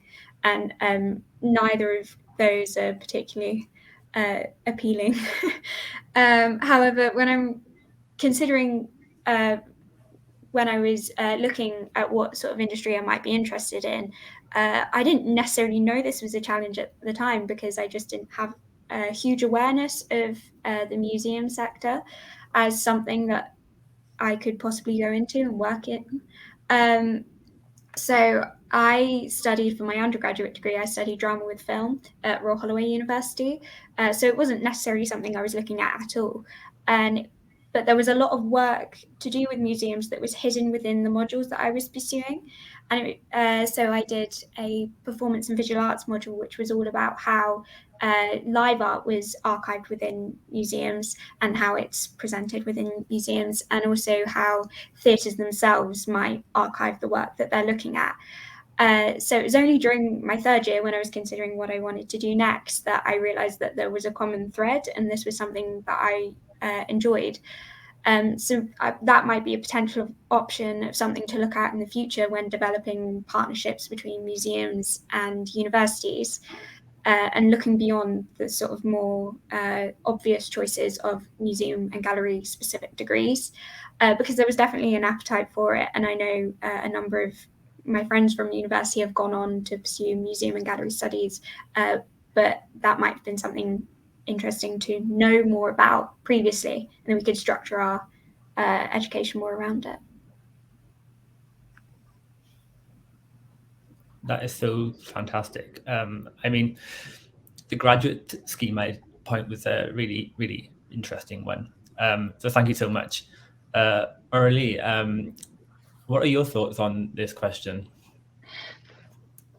Loads, and I'll try and condense them. I only really recently finished my doctoral degree, having passed my PhD 5 in December 2021. When I first started my PhD, I was definitely aware of some of the difficulties of the cultural sector, like the limited number of roles or its reliance on voluntary and temporary work, which both April and Lauren have already touched on. But ultimately, I still sort of held the belief that the PhD would greatly simplify getting into the sector. And that kind of changed the further I got into research, the more people I met and spoke to, and particularly when looking for paid job opportunities. So the main obstacles, as I view them, consist of developing a hands-on professional skills to complement largely theoretical knowledge, which the industry does currently build by offering part-time, low-paying roles or by relying on volunteering. I think there's also occasionally an obstacle of what appears to be sometimes an institutional bias towards candidates from a particular, like, small selection of institutes. And at the heart of those issues sits an economic barrier in my mind. So while I considered that more traditional route of taking part-time and entry-level volunteering positions, at the minute, like, my reality or monetary reality is that I need reliable and livable income. I was able to do my PhD research because I had a full scholarship. So in that sense, my own thinking has evolved to trying to identify those skills that might be in demand in the cultural sector, but which may be a little further removed from the kind of degree in history and philosophy of art that I have. And that is much in line with what Lauren just mentioned as well. So my own approach has been to find a job working in policy and projects at the Open University. This keeps me close to an academic environment, adjusting to a professional context. I have kept an academic email despite graduating, so I can still access scholarly resources. I can keep writing and participating in the academic community, but while also developing myself in a direction, in my instance, of policy, of education and business strategy, and to bring those skills to the cultural sector, but further down the line. So in brief, the way I think of it at the minute is I'm trying to find a way to circumvene some of the more precarious work circumstances, which grad schemes do offer in other industries, but which seem to be largely lacking beyond some renowned auction houses, more broadly within the cultural sector. So to summarize, my hope is really to develop skills that might be desirable and perhaps also unexpected for typical history and philosophy of art or museum PhDs, and to then find my way back in further down the line after I've upskilled myself professionally. Thank you. Yeah, I think that's fantastic points there, especially that economic barrier and that need to have kind of huge amount of experience before even having your first job in museums and the cultural sector. It's a real challenge. Robert, I was wondering what your thoughts were in this area.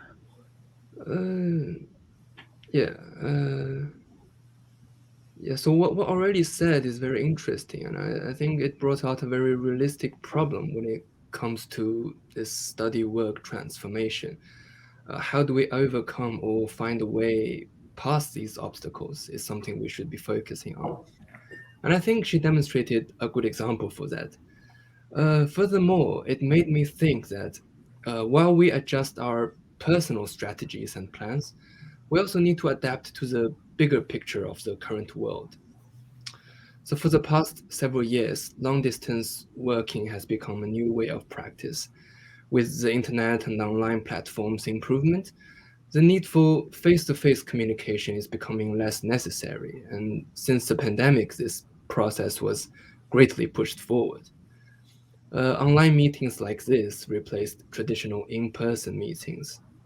While we enjoy the benefits it brings, such as convenience of connecting to any part of the world from home, It also challenges many of the traditional ways of thinking and working. For example, the efficiency may be a question. Whilst we think that online meetings can happen anywhere at any time, however, some studies have shown that it doesn't result in more swift decision making.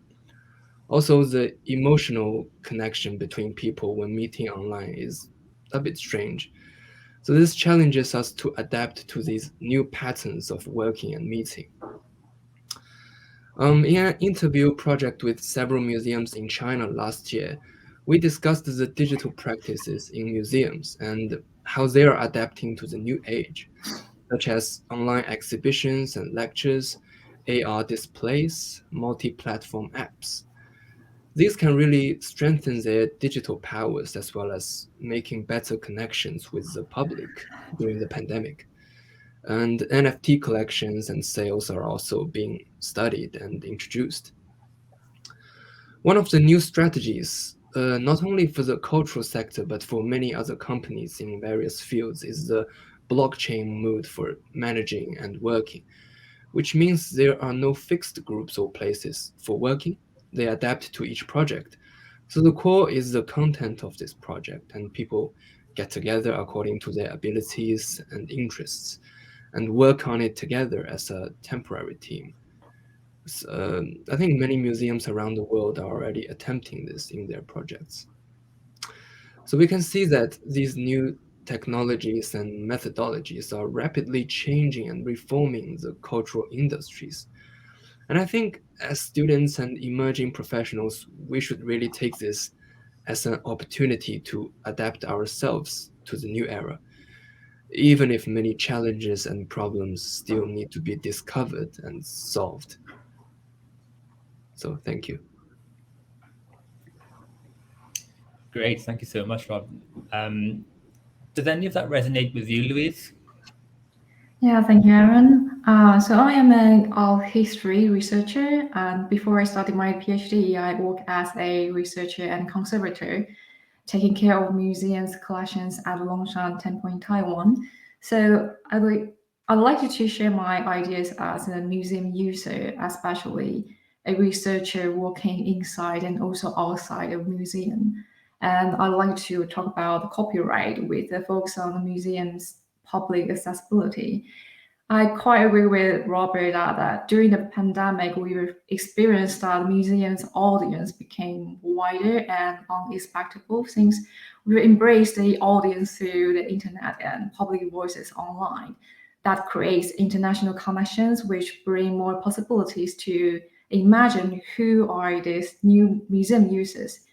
And when we realize that working online means a completely different ideal public, at the same time, we also need to take care of those people who are not familiar with technologies. If we really think museums should be more active to engage in the issue of digital equality, I do believe that our copyright policy can do better to make resources more open to the public. We keep highlighting museums' social role to make contributions to global equality. I believe museums should encourage public conversation and interpretations across different communities. That means a more flexible copyright policy would help.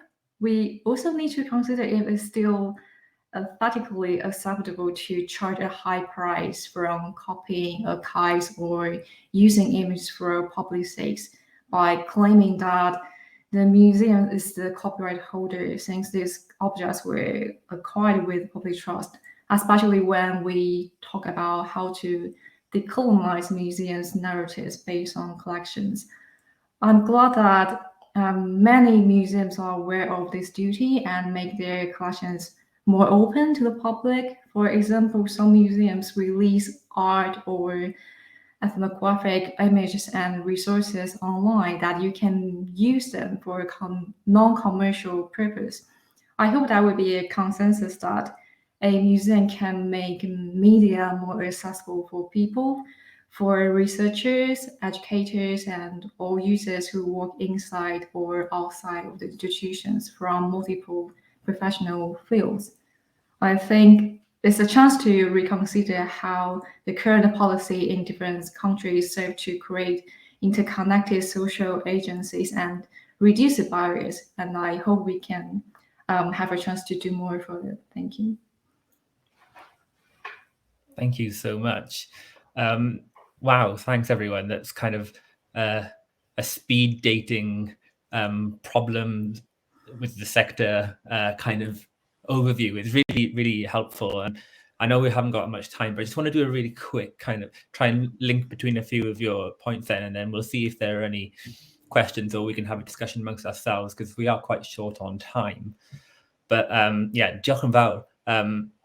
What I'm really getting from these conversations is there are a number of systemic problems getting a wide range of people into the sector. And also there are some recent changes in the way of our working that maybe has some potentials to offer. So April's point about international visa requirements and the low salaries in museums was a really interesting point and one I'd not really fully appreciated before. And equally as pertinent with the points raised by Lauren, graduate schemes and Aurelie on the unrealistic experience expectations for people entering the field, meaning that there is sometimes an economic barrier where only people who can afford to work for free actually get into the sector. And then Robert's reflections on how working patterns have changed and how working habits might present new opportunities were really helpful, and definitely worked in conjunction with Louise's points about more equal access to digital tools and resources and the need for museums to be more open to work with as well as in. So thank you so much for that. I just want to see if there are any questions now. Arran, could I please introduce the networking event we talked about? I think, can we do that quickly at the end? I Sure, think it would be good just to keep the flow going. Are there any questions that the panel have for each other?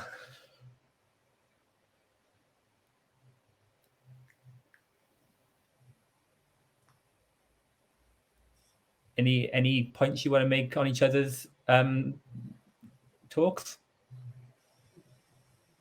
So I suppose one of the things I was wondering, which is in relation to sort of visa requirements, what would you envision would be the kind of job that would get you to work, I suppose, within the UK that would meet those visa requirements? Whether, I suppose it's a difficult question. I don't know if it would be possible to have an entry-level job as you first enter the sector, or whether that would necessarily need to be something more senior, and what you think about that, if that makes any sense at all.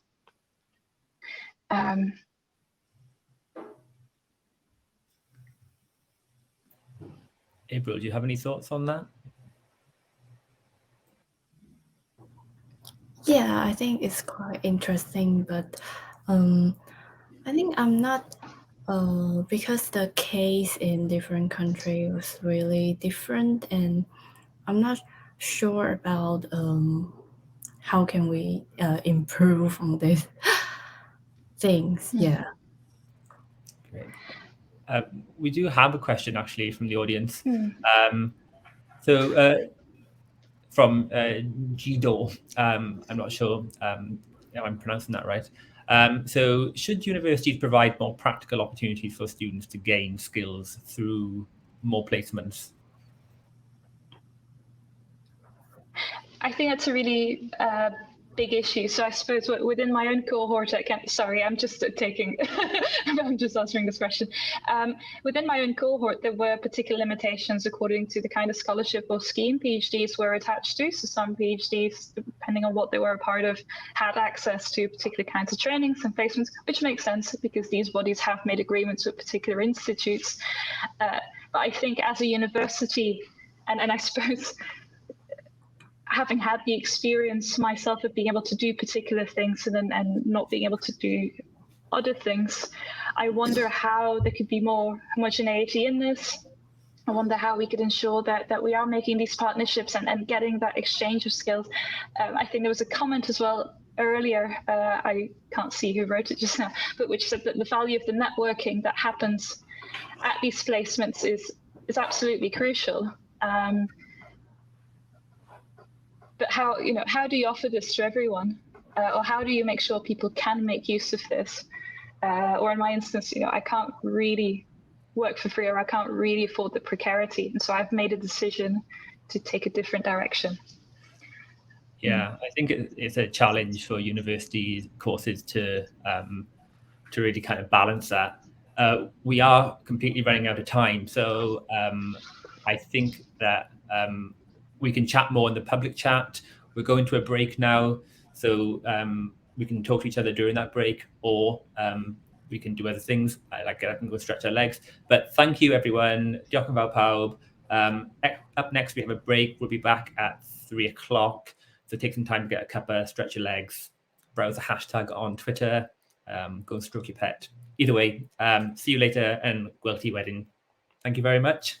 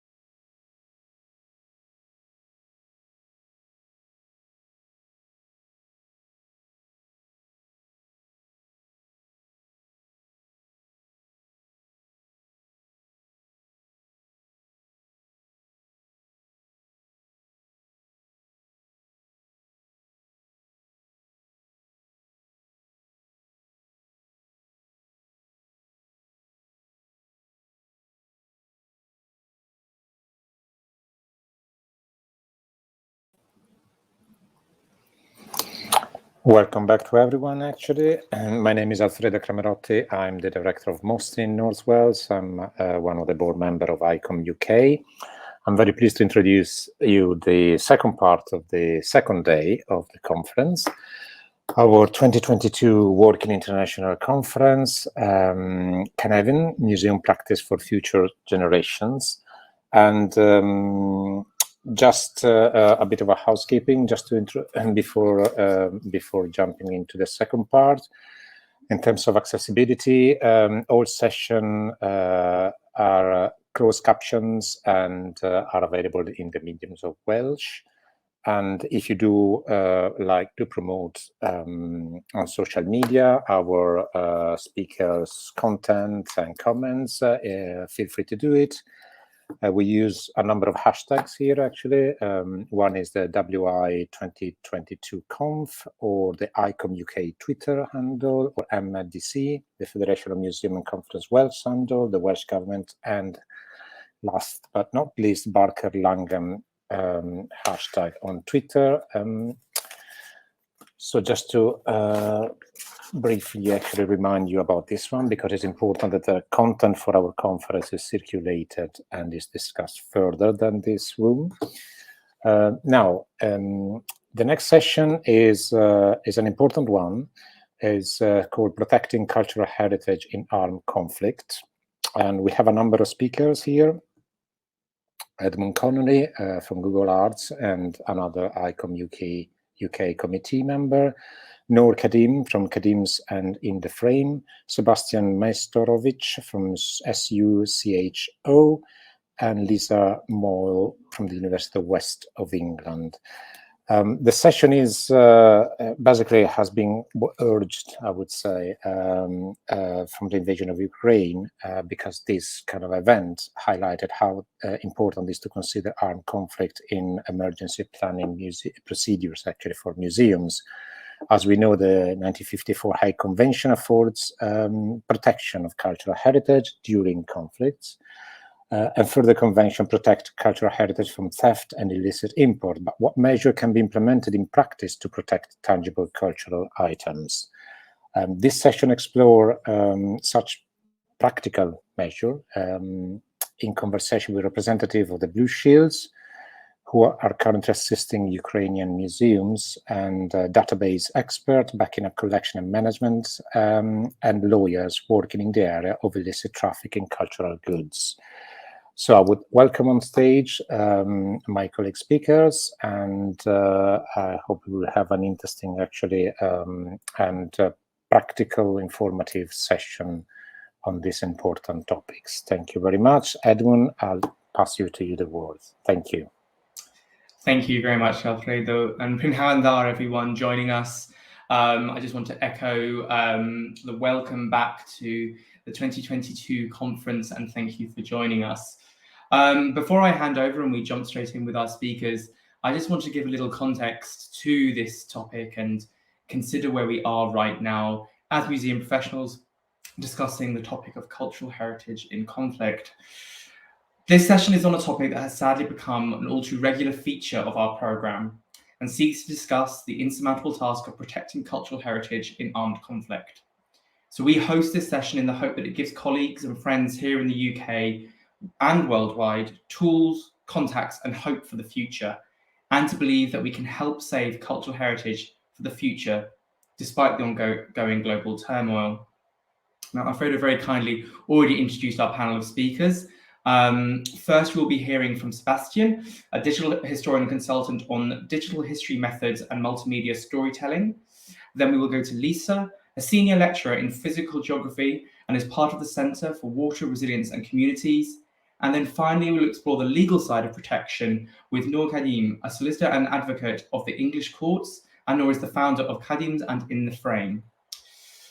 Before I hand over to Sebastian, I would just like to remind all attendees of the need for empathy, respect, and sympathy in discussions of this nature.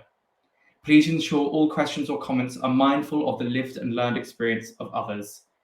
If at any point you feel distressed by any of the debate or topics, please feel free to step away from your screen and join us later. We will endeavour to ensure this remains a hospitable and equitable discussion. Each speaker will give a snapshot presentation of their inspirational work and expertise, after which we will have a roundtable discussion on the themes and topics that come from those little presentations, and then we will open up the floor for questions. So please do keep your questions until the end. So that's it from me. I would like to then hand over to Sebastian. Yes, thank you so much, Edmund, for making this possible and for providing this forum to talk about this extremely important topic. Let me see if I can share my slides so you can all see what we're talking about. So yes, to shortly introduce myself, my name is Sebastian Majstorovic. I work at the Austrian Academy of Sciences as an IT consultant for digital humanities, and I'm also currently doing my PhD at the European University Institute. So I guess why I have been invited to this panel is because roughly 1 month ago, shortly after the invasion of Ukraine, I and two fellow colleagues from the US, Quinn Dombrowski and Anna Kias, started an international volunteer collective, namely Saving Ukrainian Cultural Heritage Online. And I would like to present the work of this international collective of volunteers, what we have achieved so far, and what we could possibly learn from our efforts to protect digitized cultural heritage that becomes as important as physical cultural heritage. So yeah, just for short info, the name is Saving Ukrainian Cultural Heritage Online, and the website is sucho.org. And this is actually a poster that one of our volunteers has commissioned by Ukrainian artists in support of the initiative. And just some basic facts about what Sucho has been involved with. So Sucho, as I mentioned, is co-organized by Quinn, Anna, and I, and it all came out of a Twitter conversation, a Twitter call for action to save digitized collections, first of music collections, because Anna is a music librarian, but then quickly we thought, what happens to any digital collection of museums, archives, and other GLAM institutions? So we asked basically just for researchers, librarians, and archivists to submit links to Ukrainian digital collections, because we wanted to web archive them. And in a matter of days, we had around 400 volunteers, and by now we are more than 1,300 volunteer researchers, librarians, archivists, and technologists that are organized in a Slack, and try to save as many Ukrainian websites with digital cultural heritage collections as possible. To do that, we use a open source software, web recorder, which is especially suited to deal with interactive, media-heavy, rich websites. And the good thing about it as well is that web recorder can save an entire domain as a single file that is very handleable, and can be used to give it back to archivists to reconstruct those websites. So far, we have saved over 25 terabytes from more than 3,000 Ukrainian cultural heritage websites, and have backed them up. So what are the kind of things that we have backed up? One thing that I've personally managed to save before it went offline was the website of the State Archive of Kharkiv. On the 3rd of March in the morning, I managed to put a download of 105 gigabytes, which includes all digital collections, many PDF census records of the State Archive of Kharkiv. And then a few hours later, it was offline, and it has since been confirmed that the State Archive of Kharkiv has actually been damaged quite badly. Other things but the breadth of digital cultural heritage collection really is quite amazing. There are things you don't obviously immediately think about, such as virtual 3D tours, which can also be captured by some of our tools. There is weaving patterns, songs, sheet music, anything that you could possibly think of as cultural heritage. Now, the big question that has arisen as we tried to locate the collections that we tried to save was, where are actually the servers for these collections? And it might not be obvious right from the beginning, but while some of them may be housed in the cultural institutions themselves, you see here a map of the websites that have actually gone offline. And since the architecture of the internet is quite complicated, of course, cultural institutions might also be paying a web hoster to host their websites, and they might be physically located in an area much different from the actual cultural institution.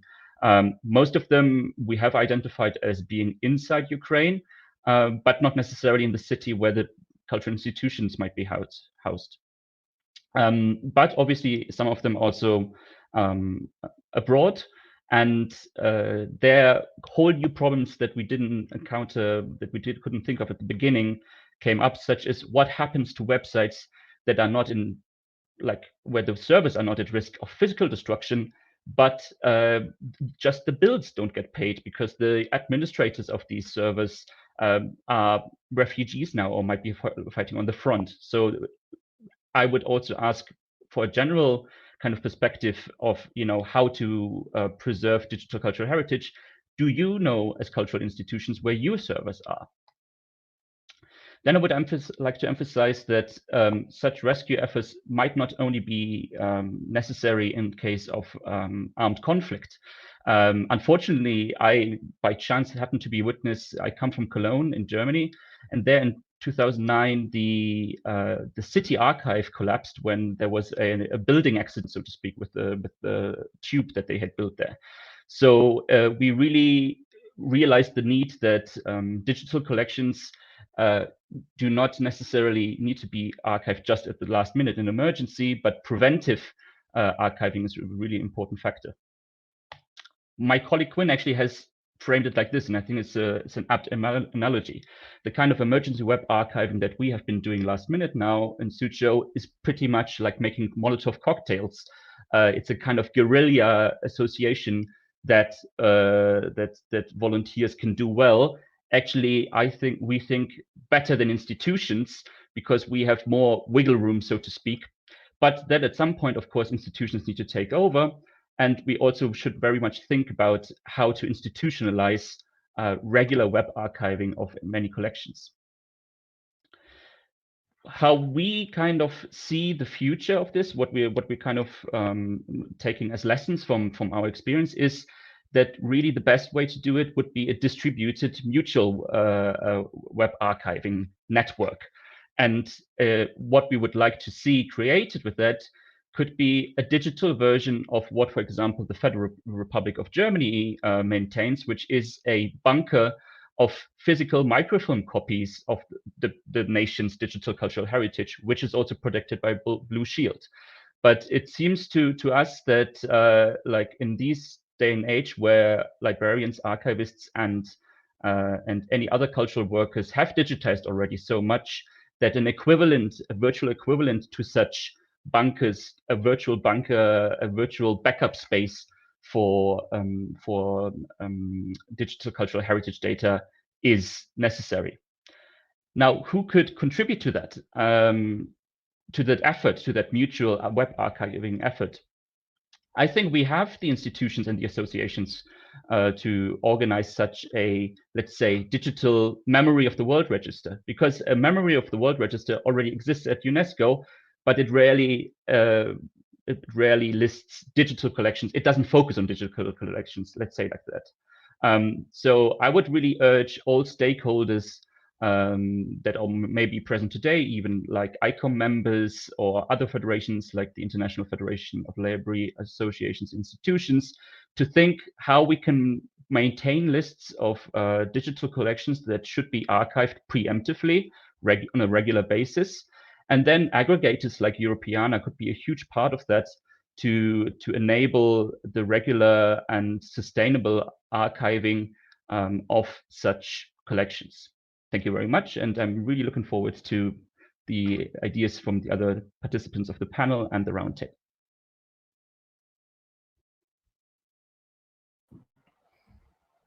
Thank you so much, Sebastian. That was fascinating to hear from you, and particularly have that digital perspective, which often is overlooked in these discussions.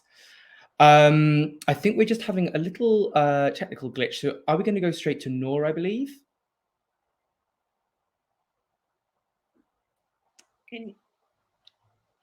Thank you so much for that. Thank you, Noor, for bearing with us. I'd like to hand over to you now. Okay, sorry, I had thought, was it because the second speaker is coming on third? Yeah. Yeah, okay, thank you very much for inviting me to this discussion. Now, I'm a dispute resolution and art lawyer, and I have a consultancy, though I have worked at international organizations such as the ICC, International Chamber of Commerce, which has observer status at the UN. But little of what I will say actually today will be legal at the crux, because hopefully the solutions I discuss will be more practical. But just as an overview, as some of you may know, the efforts to develop policies for the protection of cultural heritage at international level are dominated by 6 major conventions between the 1956 and 2006.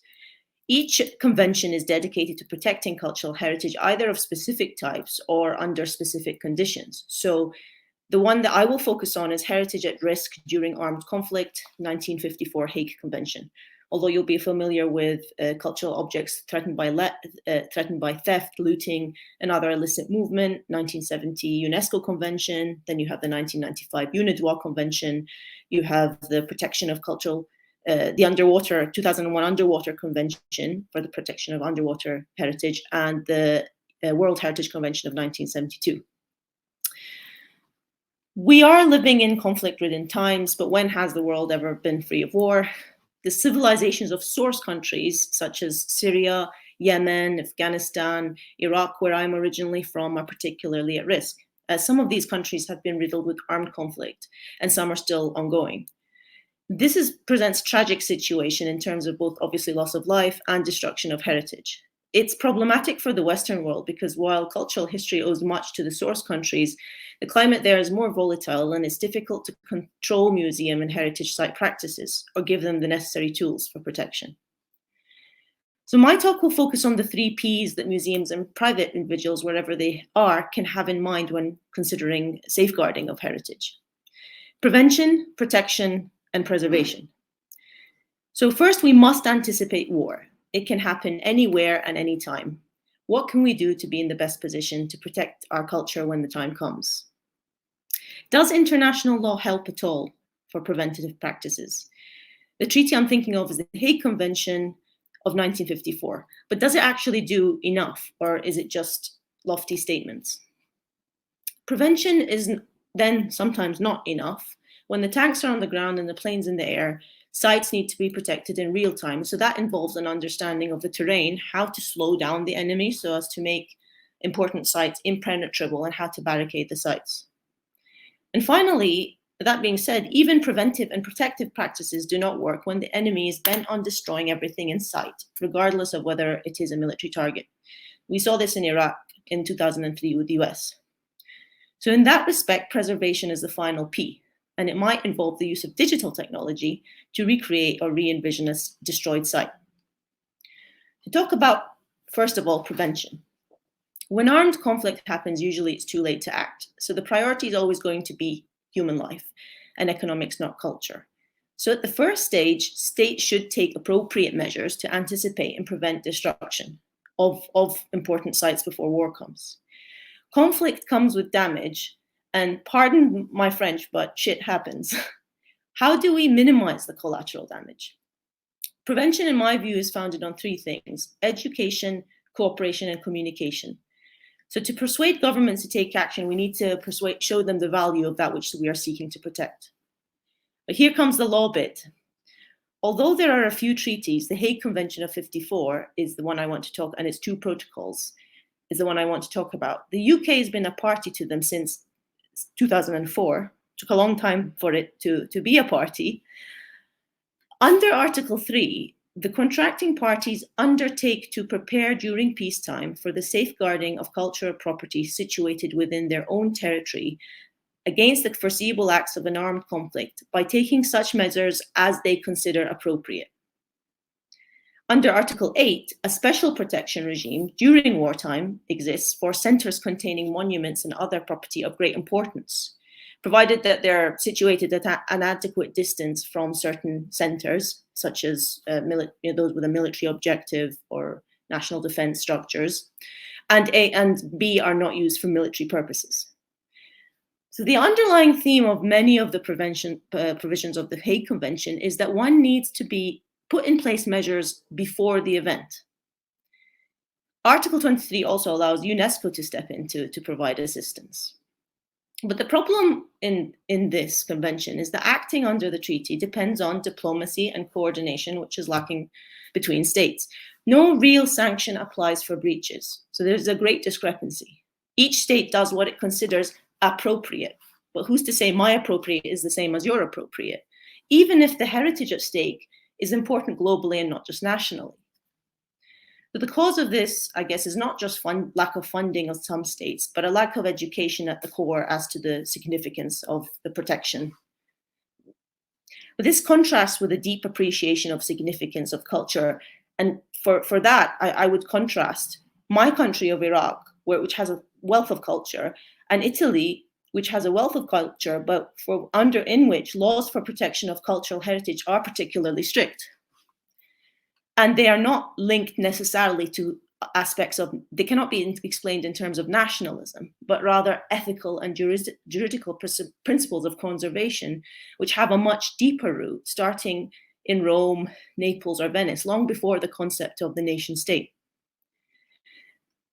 By contrast to Italy, Iraq has a wealth of heritage, but as far as I have seen, no unified laws or rules or cooperative measures or strict laws to prevent its destruction or its repatriation. Lots of repatriation efforts have been voluntary on the part of Western institutions. So I'm not going to go into more of the legal. I mean, there's also the UNESCO Declaration concerning the intentional destruction of cultural heritage, and that's 2003. And all tells us, oh, we should not do this, and we must take appropriate measures. But again, who's going to police this? So I guess we are more interested in tangible solutions, such as putting in place drills, maybe at the museum level, simulating war situations so that when real war happens, museum staff know how to act, who's responsible for protecting which items, which escape routes can be utilized. The second thing I want to talk about is protection, which is safeguarding of property during armed conflict. While the 1954 Convention requires states not to make any cultural property the object of attack, except for cases of military necessity, the second protocol stipulates that cultural property under enhanced protection must not be made a military target. But, you know, try telling that to certain governments when they are undertaking war. Do the blue shields work under the Hague Convention? These are under Article 16 and 17, where the use of the emblem of the blue shield, when you put it on designated cultural property, is supposed to deter the attacker. I would be interested to know whether any of the audience has ever used them, or whether basically, regardless of whether a site has a blue shield, if one knows that this is a cultural site, then voluntarily the soldiers, you know, do not actually carry out an attack on it. How strong, how powerful is this blue shield protection? But in the past, other ingenious methods were used, and I want to talk about decoy and camouflage. So protection in terms of decoys is about knowing your enemy. Will they attack from the ground or above? In World War II, the Germans liked the nighttime air raids. So some plans were thought up given those circumstances. Starfish sites were large-scale nighttime decoys, which were made of elaborate light arrays and fires created during the Blitz to simulate burning British cities. So the aim was to divert German night bombers from their targets. Colonel Turner's decoy program was invented, and he referred to the new sites as special fire sites. And one site near Bristol was given the name Starfish, which then became used for all of the decoys. So usually the decoys would be 4 miles from the protected target and 1 mile from any settlement. By the end of the war, there were 237 decoys protecting 81 towns and cities around the country, and they were proven to work. Can we use this for cultural heritage? Camouflage has also been used to disguise important sites, military, not just cultural, but we can learn from that technique too. Colonel John Omer studied that method of the British in 1940 and reproduced them to protect the installations at Pearl Harbor. So the Lockheed Vega aircraft plant in Burbank was fully hidden, for instance, as an example of camouflage, between a complete suburb replete with, you know, rubber cars and rural neighborhood scenes. And I wanted to use this picture, but I couldn't quite figure out how to download and show it. But if you guys go online, you can see this camouflage, and it really did look like a rural town, which basically concealed the Lockheed Vega aircraft plant. In Ukraine, we have seen the army and civilians build tank barriers, which were used since World War I to slow down the passage of tanks. Now, again, that's because a lot of the attack was on land, so know your enemy. Can you construct underground passages? Can you move valuable artistic artifacts as the 3D barriers give you time to get the valuable works out? And finally, it might be tried to say this, but communication between museum staff and the army is vital. There needs to be points of contact, open communication, so that there can be cooperation between those who have the protection in the form of weapons and arms and those who know which sites are under threat and when. So things can change in a matter of seconds. So to have unintercepted communications and incorporate these into the war drills before danger arrives is important. Finally, I hope I have time to talk about preservation. Sometimes we have to accept that culture will be destroyed and lost, but we created them once, and if we have the tools, we can create them again. So this is where technology such as 3D scanning comes in. This is quite exciting, although a bit depressing if you think that the reason they come in is to ensure you can recreate once a site has been destroyed. I was looking online at companies that did this, and there's a couple. CYARC, CYARC is an example. It's a non-profit organization on a mission to digitally preserve and share the world's heritage using 3D laser scanning. So the founders came up with the idea after the Taliban destroyed Afghanistan's Bamyan Buddha statues in 2001. And so they got the fear that these sites such as these would be lost for good. So they've worked in Vietnam on the Hue Monuments Complex, which was scanned, and they've collaborated with the museums and conservation centers to document key places of interest using cameras, drone imagery, and laser scanners. So the completion of restoration programs on these buildings and monuments is possible this way, using baseline documentation of the structures for conservation purposes.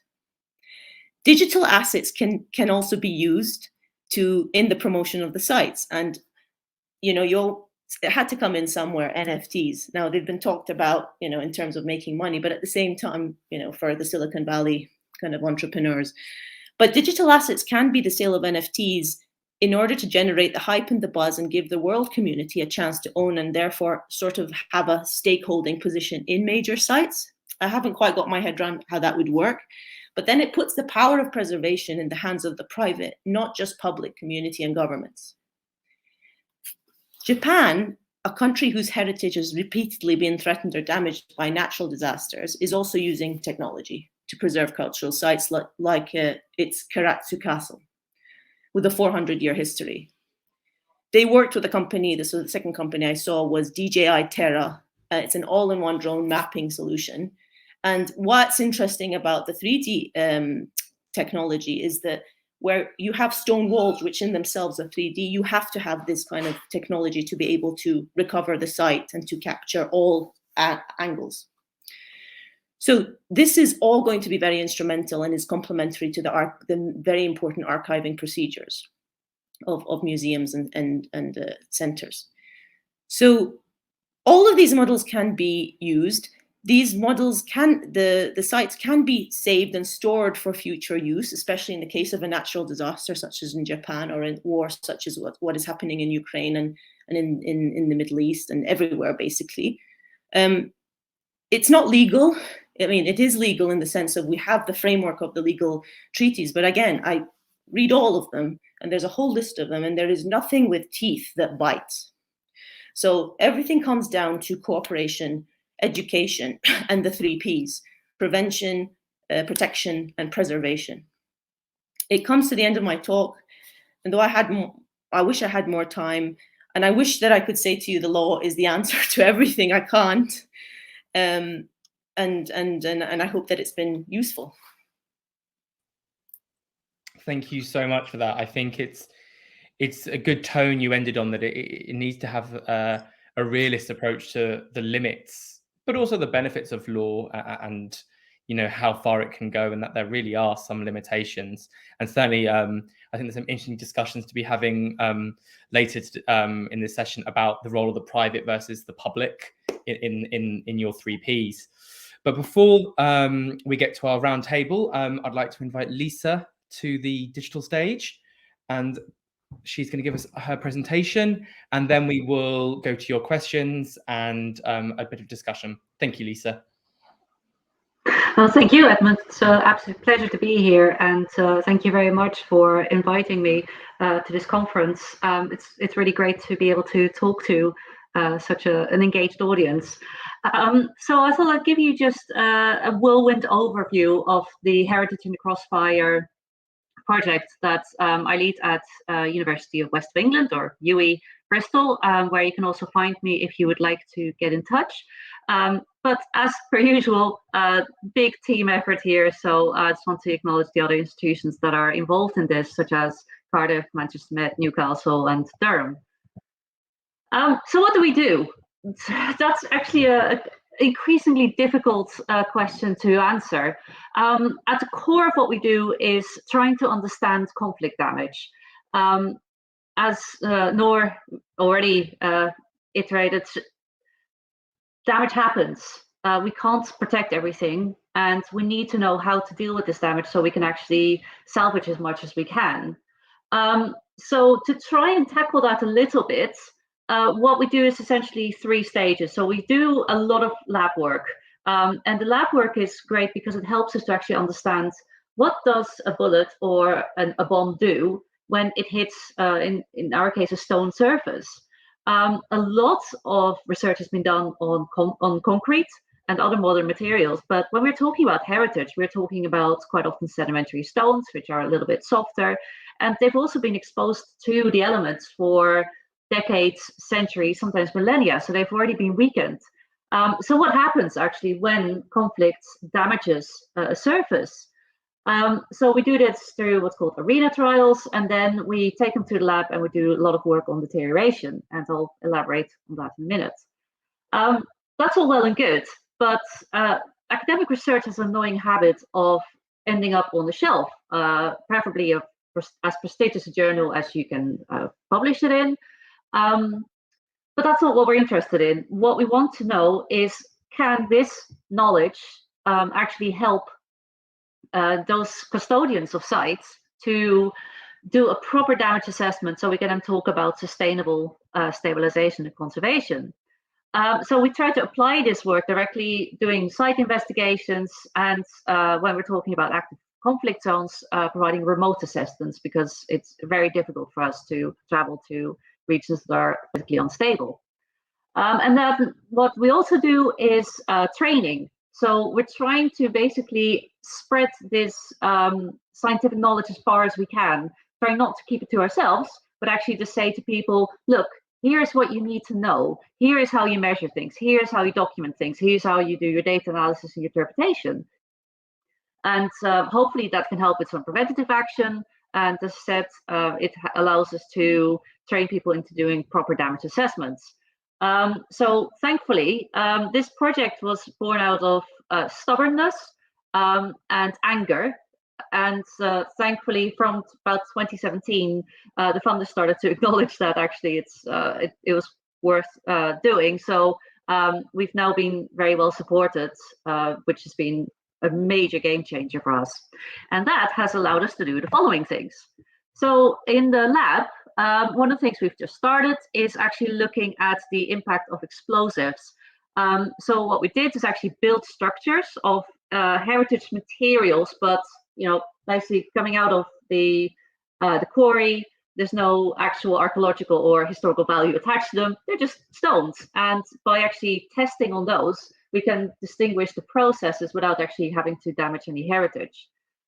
So we built 3 sandstone structures, 3 absolute beginners who learned how to bricklay on YouTube the night before this all happened. And then we exploded a mortar bomb, which has an effective kill radius of around 35 meters. So it's, cynically speaking, it's one of the lower end explosives, but it allowed us to test. And this is what that looks like.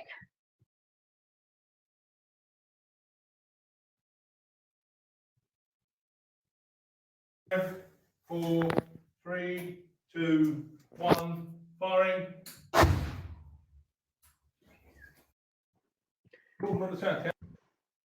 So that's been really, really good, because we've then taken these stones and we've done some photogrammetry on them just to see how the structure has actually shifted around.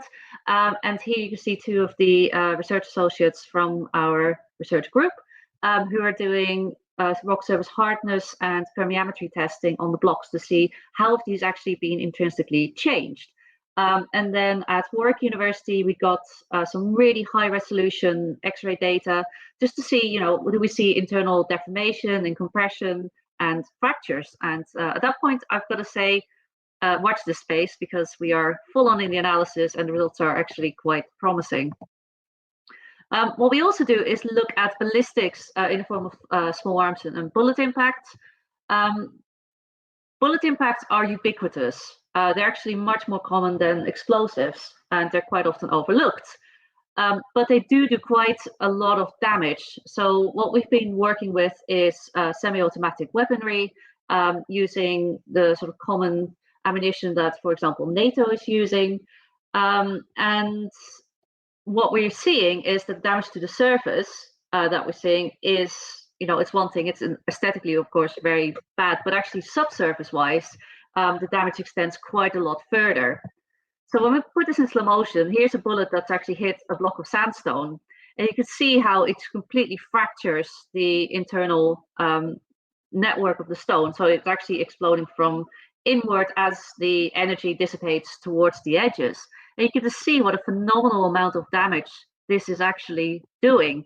So this is actually where we really are trying to step in and actually do the scientific research. Because what we're interested in is not necessarily just what happens at the time, but because we're talking about heritage and we need to talk about preserving heritage for future generations, what we want to know is how does this damage then respond to environmental stressors? So we're talking about temperature, we're talking about moisture, and we're talking about salts, for example. So here is a block that we've subjected to some salt weathering. This is one of our tests. And one of the things that becomes clear is that actually the salt does actually rise up through the block, but it's disproportionately attracted to the fractures that we are associating with these bullet impacts. So that gives us a clue as to how these things will differentially deteriorate, and we can actually incorporate that into our long-term conservation plans. And as I said, one of the things that we're really trying to do is make sure that this knowledge doesn't get hogged in a particular campus near Bristol, but actually that we are sharing as much of this as possible. So I've been fortunate enough to have been involved in the Training in Action program, where we were teaching heritage professionals the basics of weathering and how blocks deteriorate, but it also gave us the opportunity to then specifically train on the impact of conflict and some weaponry in particular. And also what we've been trying to do is work with the Army, and here's where Blue Shield has been absolutely instrumental, just trying to incorporate damage and potential damage that can be done by Army vehicles, by weaponry, and basically saying, look, plan for this, because this is how destructive your actions could potentially be. And these Army units, to their credit, were incredibly receptive, and we're asking all the right questions. So this is through syndicate training. So as I said, looking at ways of reducing the impact where possible. And one of the things we've done is also work at Sabratha, and I'll just, you can see the fly through here on the right.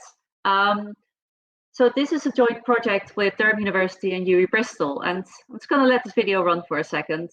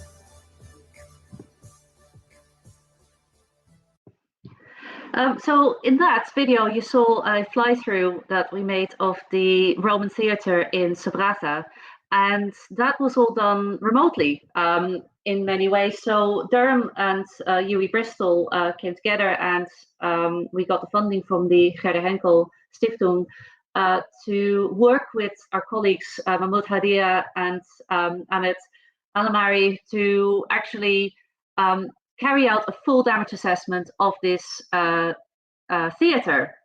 And we also had a structural assessment associated with it by Giovanni Pergelli. And one of the things that was really good is that we actually managed to do the training remotely because, as I said, it's very difficult for us to go to Libya right now. But we made PDFs, we made training videos, we shared that with Mahmoud and Ahmed. And then we sent over all the equipment. And this was to assess the damage that was actually that took place in September and October of 2017, where we know there was a lot of evidence of crossfire and also use of high caliber weaponry. What does that look like? Well, first of all, it started with photogrammetry. So Lisa, sorry to butt in. We're nearly over time. We've only got about less than a minute. So maybe if you could just wrap up this point, if that's all right, but then we can come back to you with some of the questions because there've been quite a few for you. Oh, no. Okay. So very briefly, a couple things this allowed us to do. So we've got the 3D model. We got to actually identify all the bullet holes. And then what we could also identify is the direction of the crossfire. Which was actually in some ways a very exciting thing to do. So we could find out like where was the sniper's nest, where were all the different impacts coming from. And this is also because we did quite extensive surveys using non-destructive testing. I'm very sorry to kind of fly through this quite a lot, but you can see on the top left, that's how we identified all the bullet impacts. We directed our associates in Libya towards these, and then they did the surveys. Again, with our remote assistance in terms of advice and expert knowledge. And that was really useful because it actually gave us opportunity to write very direct recommendations on the conservation strategies for Sabratha, being able to directly identify where the worst hits was, where there are clusters, and where the restoration efforts should be focused. So lots of ongoing work. We are trying to explore more and more different methods, but the problem is we're up against an absolutely unlimited combination of structures, elements, artillery, environmental circumstances, all these things. So we are doing our best. We're to some degree running to stand still, but we are hoping that this will help us to really contribute to conservation efforts. So thank you very much, and I'll wrap up there. Thank you so much, Lisa. Sorry for rushing you there, but that was fantastic and covering a lot of ground. And I think it's really interesting to see a very sort of, again, practical, physical side of things. So thank you for those three wonderful presentations. As ever, with all fascinating panels, we've run over time a little bit, but we have got time now where what I'm going to do is actually combine some of the questions that have come in with some of the topics that have come out and address these sort of to the panel more generally. But a question that came in, and it was originally at Sebastian, but I think all three of you can sort of talk to this, is, you know, there seems to be a real gap between what the sector currently sort of does in terms of preparedness, particularly with digital. And Sebastian, what you were talking about, Noor, to your point about, you know, the law, the limitations, Lisa, to your points about our limitations of our knowledge and what we're doing. What do you think the actual museum sector can do to be a part of that sort of change or closing of that gap? And maybe Sebastian, if we start with you.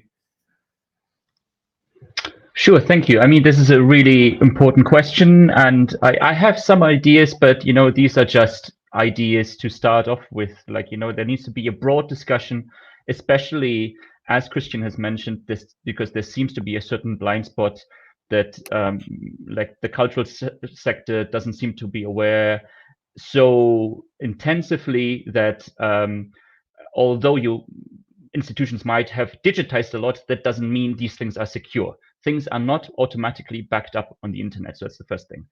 On the other hand, I would say in terms of digitization has already been the hardest work. If museums have done that, what they really should do, in my opinion, is have a radical open access policy.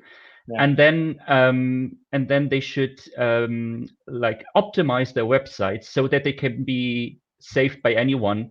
A good marker for that is, you know, trying to save them with the Wayback Machine of the Internet Archive. If your website as a cultural institution can be saved there, then it can be saved by anyone in any kind of emergency, and you should do that regularly. Thank you. And Noor, to the points you were talking about, because you've got an interesting sort of lens sitting in sort of both camps of both sort of the legal but also the arts world, what do you think museums have to do in those kind of discussions? I actually think a lot comes down to education and cooperation and communication. And I think going back to what I was going to say, the Blue Shield system works very well, not because of the label, but because of the communication that Lisa was talking about, the education and like basically being on the same page. If there are guidelines in force in one museum, just to be aware of those guidelines. They might not be law, but if everybody's acting, on the same page, let's say, and adopting the same practices, certain things won't happen, such as I know that there was a question about the illicit, let's say what happens after conflict. What do you do in that sense? Well, if everybody is adopting the same practices with regard to trafficking of art, let's say, of looted art post-conflict, then it's going to be much harder for the laws to be broken.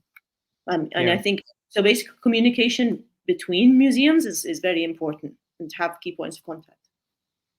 No, thank you. And actually that dovetails nicely to another question we got that I'd like to sort of pose to Lisa, which is about what initiatives can actually help in the post-conflict situation. And particularly, Lisa, I think it's interesting with the work you're doing, because you're so actively thinking about the actual conflict. What do you think one can do sort of after the conflict when it's done? So feedback. Sorry? There we go. That Okay. little bit of feedback, but we're fine now. Okay. So there's a massive hailstorm going on outside as well, which probably doesn't help. The easiest thing for us is tell us which sites you're worried about. Tell us where we can help. Like, get in touch, and then we will share what we have freely.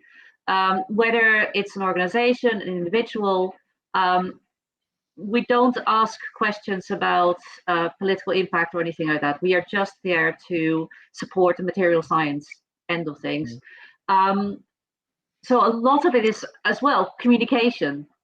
If there are museums out there that are concerned about damage to their structures, damage to, say, immovable heritage like statues, get in touch, and then we can make a plan of action.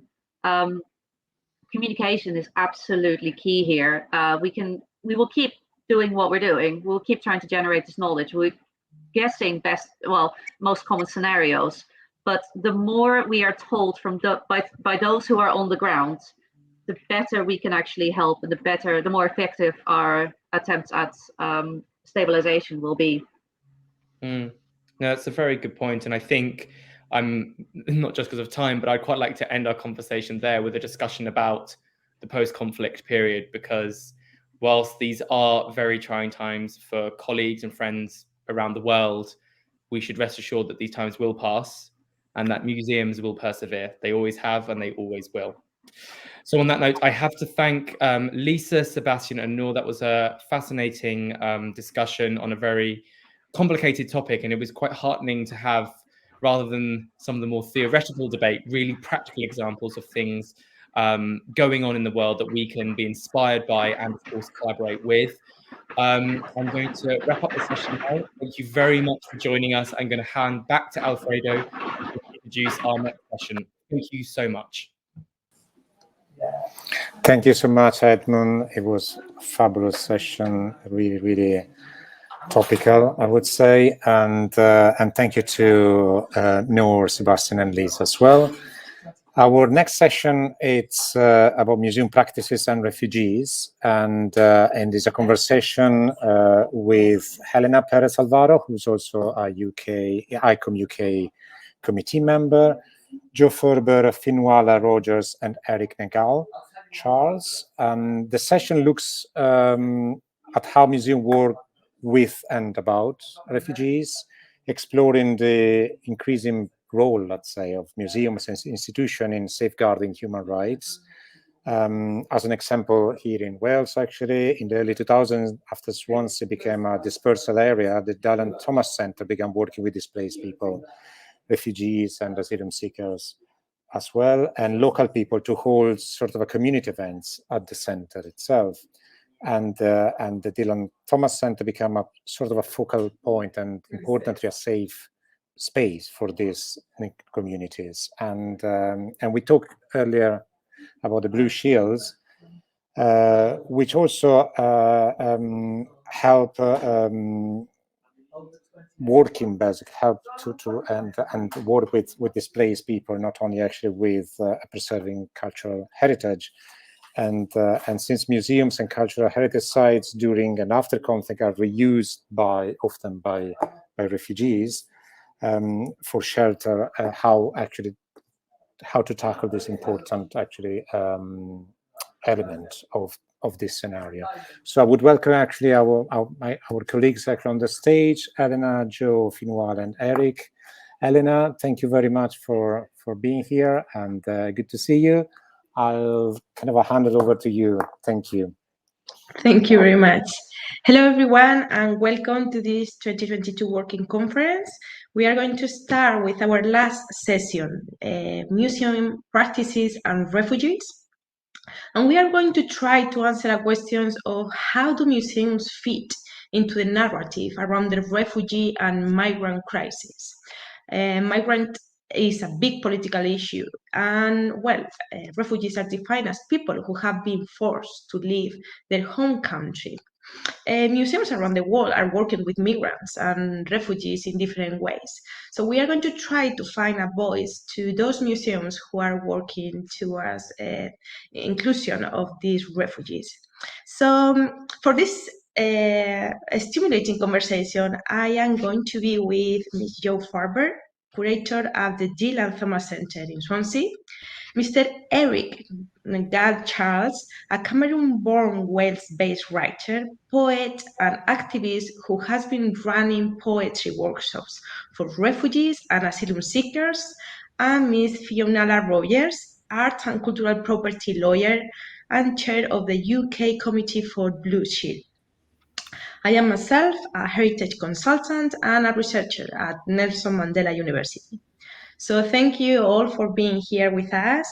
And I'm going to start this conversation with Jo. Hi, Jo, how are you? Hi, I'm really pleased to be here. It's been such a fantastic series of sessions, and I'm so proud that we're being represented in this too. Excellent. So, I'm going to ask you, please, how could you tell us about the refugee?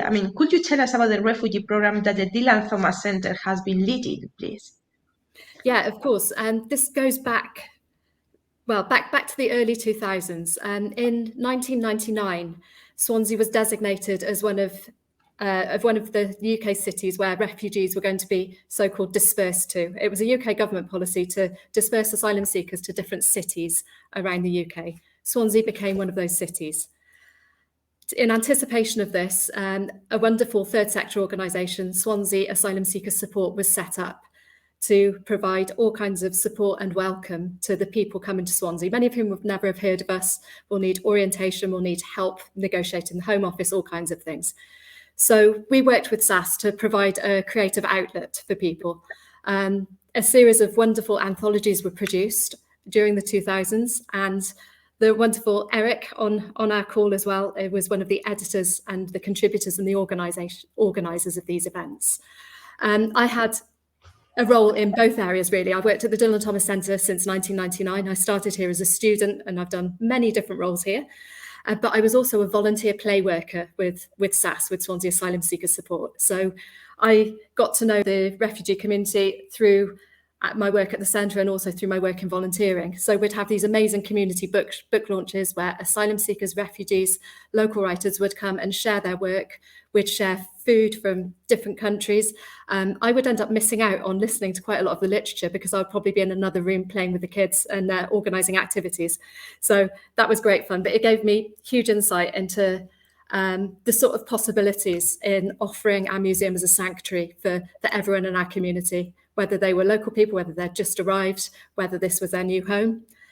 Over the years, our work changed, our organisation changed, the setup at the centre has changed over the years as well. But we've continued dialogue with the different communities here, and through conversations with Eric, it became apparent that some very focused and targeted creative writing workshops would be the perfect thing to start doing. So since 1997, we've been running since 1997, since 2017. I'm getting my years confused. All these years we've been working here. We started running a series of literature and trauma creative writing workshops. So Eric, with his own experiences of being a displaced person and his incredible talent as a writer and his creative energy, was the perfect tutor to lead these sessions. So my role was very much working in the background, talking to Eric, talking to the communities, but also providing sort of practical elements that needed putting in place. So childcare, we needed to make sure childcare wasn't a barrier for participants. So we'd set up part of the room as a little play area with activities for the little ones to do, so their parents and guardians could still attend. We'd pay for bus fares. We'd give everyone who attended an all-day bus ticket. So not only could they get to the Dylan Thomas Centre for free and get home again, but if they needed to do anything else during the day, they could use the bus ticket for that as well. We'd provide refreshments of different kinds for people. And just have a really warm and welcoming atmosphere. Staff training was crucial in this. Swansea City of Sanctuary provided staff training for us all as well. And we're also lucky enough that a number of the staff we've been able to recruit over the years have got a particular interest in working with the asylum seeking and refugee community and have that sort of community experience. So they're already invested in wanting to provide this safe space and provide these creative writing workshops for people. So they've gone from strength to strength. And after our conversation this afternoon, Eric and I are going to put our heads together to sort out the dates for the next lot of creative writing workshops. Excellent. It sounds, is possible to go to those workshops even if you are not a refugee? And these workshops are specifically for asylum seekers and refugees, but we do hold other creative writing workshops that are open to all the community to go to. Wow, very interesting. So hello, Eric. Thank you very much for being here and joining us. So how easy is to find people who can join these workshops? Hello, Dr. Elena. Hello, everybody. Thank you very much for having me. You know, I'll just give you an example. When I first came to Wales all those years ago, all I had were my memories. I could not articulate myself. People will come up to me and say, so Eric, can you tell us how you came to be in Wales? I mean, these are very difficult questions because first of all, you are thinking, should I tell you how as a 17-year-old boy, I left my country, Cameroon, at such haste? Or should I tell you how the streets of Russia became my friends because I was a victim of human trafficking? Or must I tell you how I came to Wales as a 64-year-old Zimbabwean, even though I was just 20 years old? So when I came to Wales, all I had were my memories, and there was nowhere, no place to go where I could just be and express myself in those ways. And lucky enough, Swansea Asylum Seeker Support Group, as Joe mentioned, was started with Professor Tom Cheeseman. And I was traveling in a car with Professor Tom Cheeseman from Llandudno in North Wales back to Abertawe in Swansea. And I had been invited to attend a conference on literature and trauma. But I didn't know how to express myself until I met one of my muses now called Fazana, who was a victim of human trafficking. And Fazana and her mother, they traveled from Afghanistan on their way to Turkey in Istanbul. But in between the journey, Fazana's father died. And Fazana's mother had to come up with different ways to pay these human traffickers, so much so that by the time they reached Turkey, Fazana was blind. And I'm thinking to myself, oh my God, she can express and articulate herself through all of these things that she's gone through. How come I can't? So as we traveled from Llandudno then back to Swansea, I had this kind of epiphany, and I wrote my first poem, and this poem became the first of our anthology, and it is Between a Mountain and a Sea. And there's an extract in that poem. There's a stanza that goes, on a wet journey to Llandudno, I'm washing away pain and longing. A reborn voice is crying between a mountain and a sea, where voices echoed across horizons and conversations on common things. Please wake me from my slumber, and this poem will be over. So this is how I found my voice. So then I realized what Dylan Thomas were doing and Swansea Bay Asylum Seekers were doing.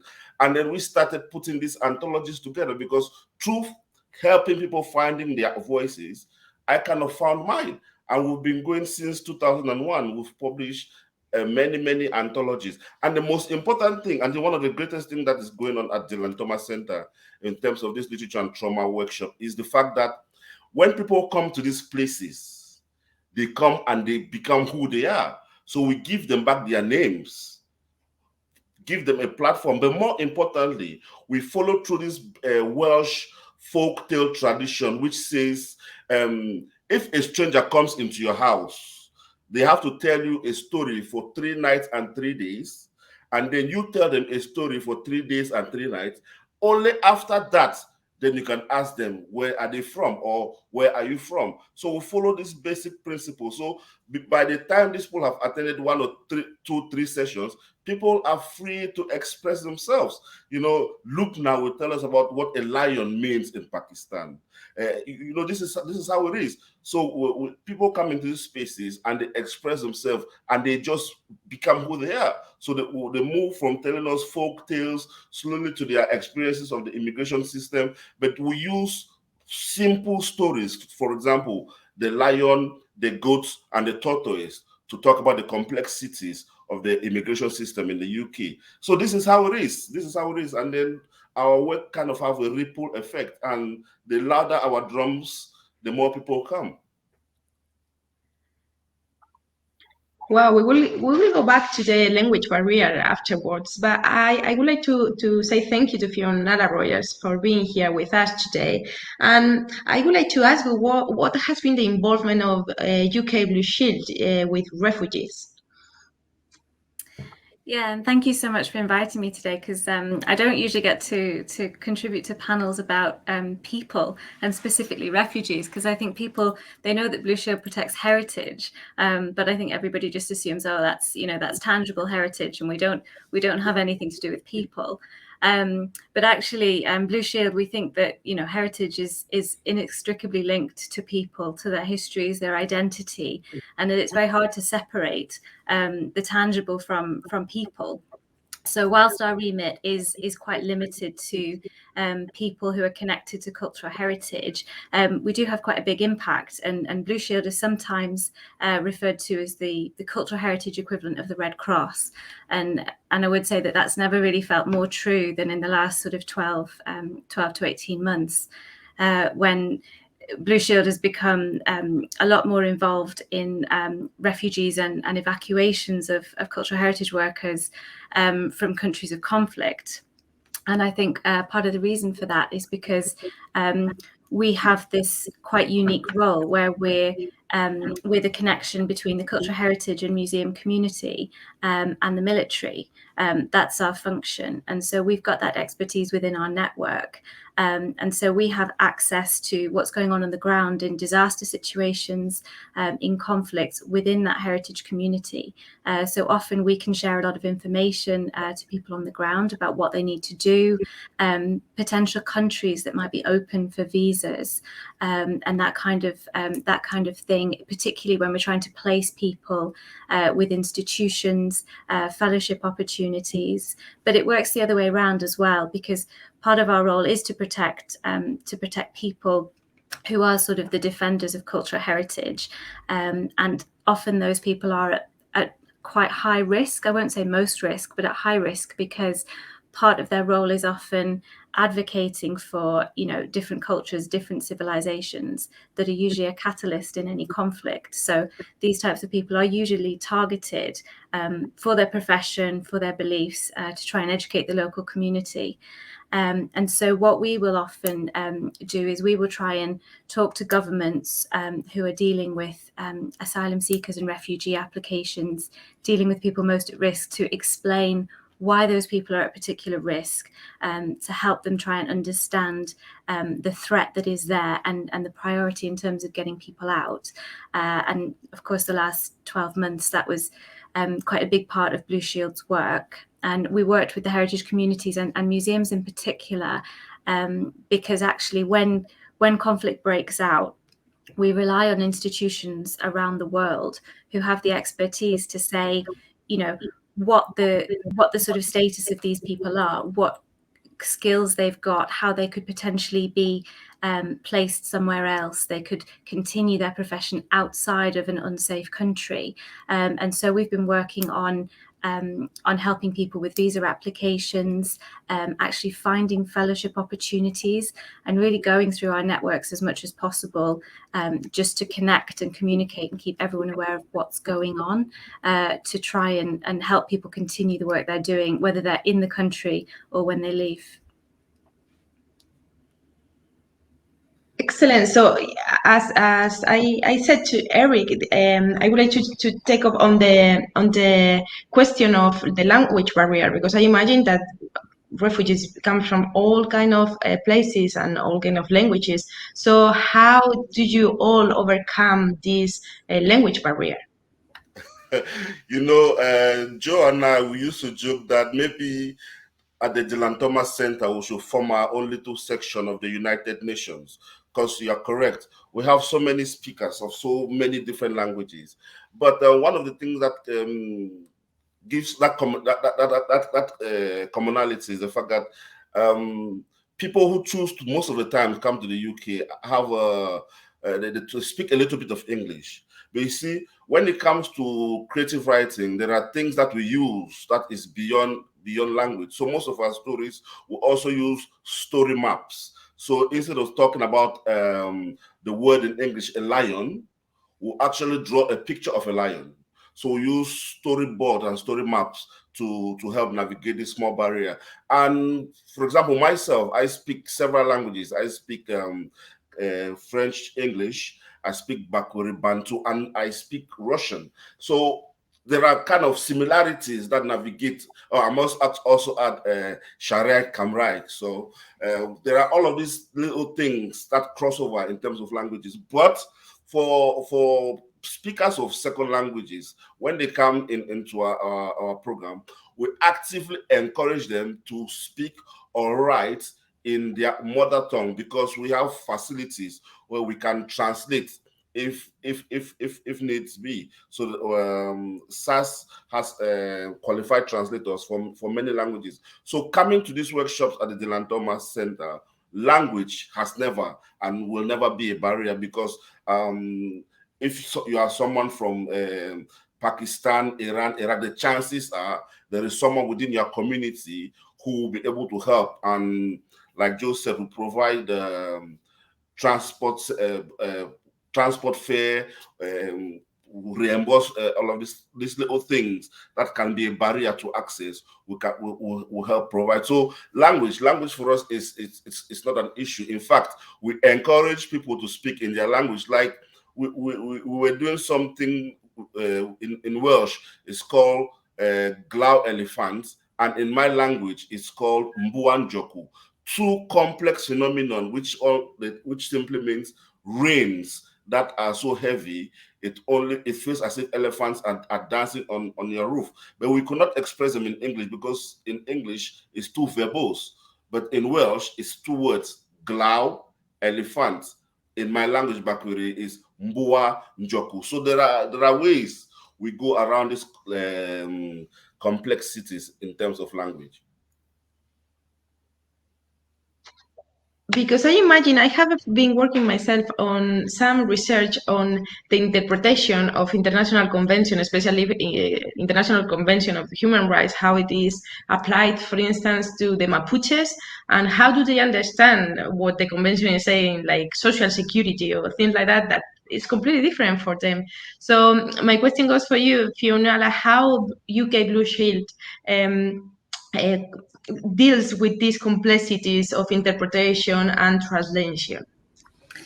Yeah, I mean, I think language, it is a bit of a barrier for us, particularly when we're dealing with people who are in conflict zones, because there's often a lot of the communication is very sensitive, it's very urgent, and sometimes it's quite technical, particularly when we're dealing with issues of security. So I would say that it is an ongoing challenge for us in finding people to support us with translation. We do have to be very exact a lot of the time, but I think because we do have quite an extensive network, what we have found is that we've always had a lot of people you know, within the heritage community who are able to support us with translations in so many languages around the world. I think the challenge we have is it always feels quite ad hoc, and it's always sort of a one-off. We don't have any specialist sort of networks of linguists who can help us on an ongoing basis. So we do always have to resort to the sort of the goodwill of our network and our supporters to communicate these types of things. But you raise a really good point in terms of interpretation as well, because when we're looking at, you know, protection of heritage, particularly intangible heritage for people, that's quite subjective in itself. And so when you're trying to communicate with people about these issues and what cultural heritage actually means, it's difficult even when you're speaking the same language. So when you're not, I take what Eric said, it's really interesting to try and get this across. And I think actually when you're talking about culture and traditions and customs with people, it's very much, it's much easier if you're in person. And it's about sharing and actually, I suppose, demonstrating, illustrating what you can do. So I think that is something that you can be a bit more creative with. But when we're talking about security of people on the ground, it's definitely a challenge for our organisation. Thank you very much. Now I would like to congratulate the Dylan Thomas Center because of the Museum Change Lives Awards, and I'm sure that Joe Farber had a lot of to do with that. So I would like you to speak a little bit about these awards and what does it mean for the center.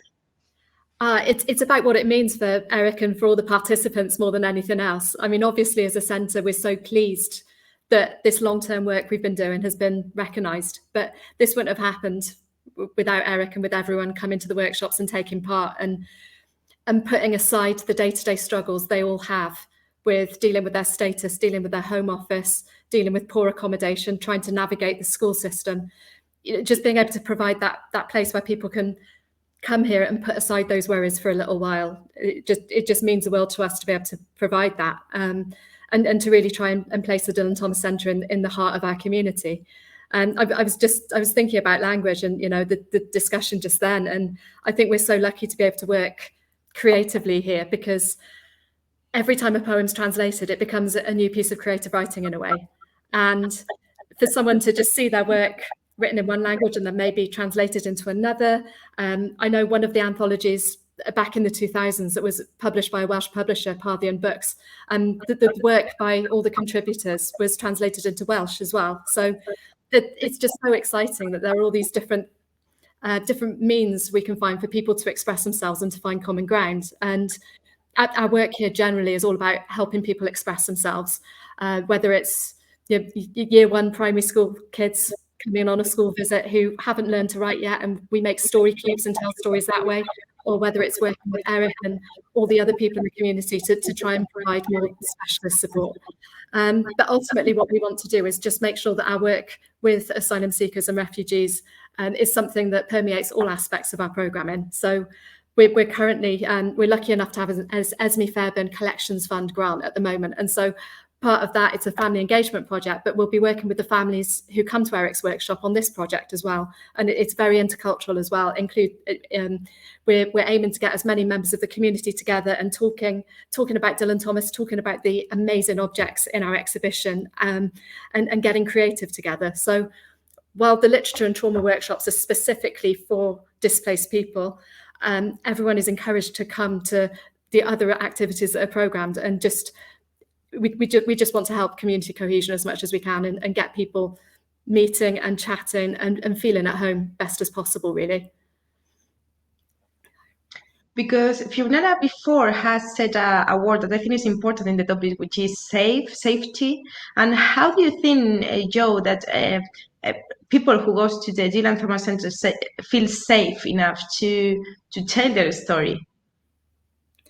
And it's an interesting one, that, because for anyone who's unlucky enough not to have visited the Dylan Thomas Centre yet, and I hope anyone who hasn't will soon be able to come and visit. We're a very grand building. We were originally Swansea's Guildhall. It's a beautiful, large sandstone building that dates from the 1820s.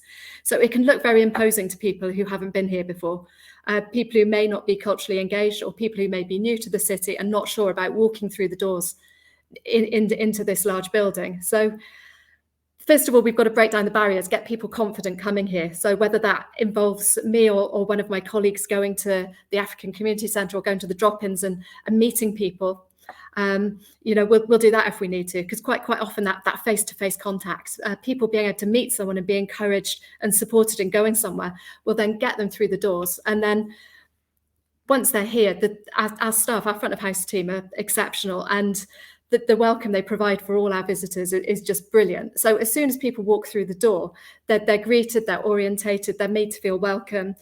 We can look after buggies behind front desk.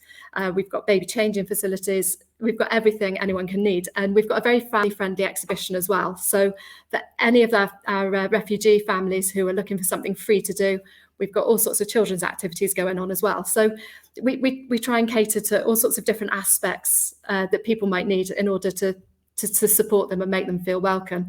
And then the learning space, you can see I've got a lovely audience of puppets behind me. This is the kind of thing we put on for the children to occupy them when their parents and guardians are involved in creative writing. So we've got a lovely room here, which is set off the main exhibition. So you feel part of the exhibition, but it's also private. And then, you know, I'll say it again, but working with Eric, just he creates that safe space, which enables people to express themselves and to share their stories. I imagine, Eri, that it might not be easy for some people who goes there and have to tell the story. Well, have to, but they want to tell the story, but at the beginning it's difficult for them. And how do they finally express their story without fears or without feeling that people is judging them? What do you do to make them feel relaxed?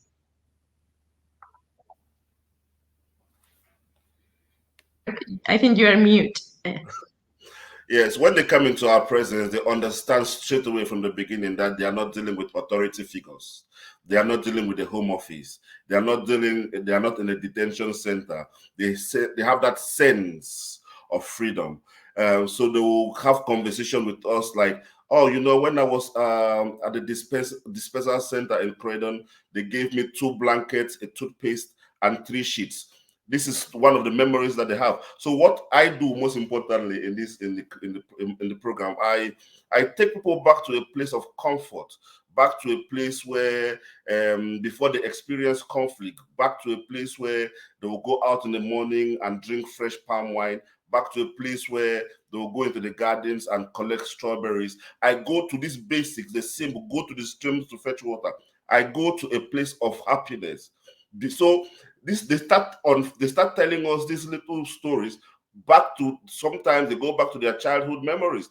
Like Lubna told us a story about the first time she realized her father was married was when she was 12, even though the ceremony took place when she was 6. But she completely eliminated the memory of her father getting married, because getting married on that day meant she lost the memory of her mother. So it was only about 12 years that she realized that, oh, the person I'm talking to is actually my stepmom.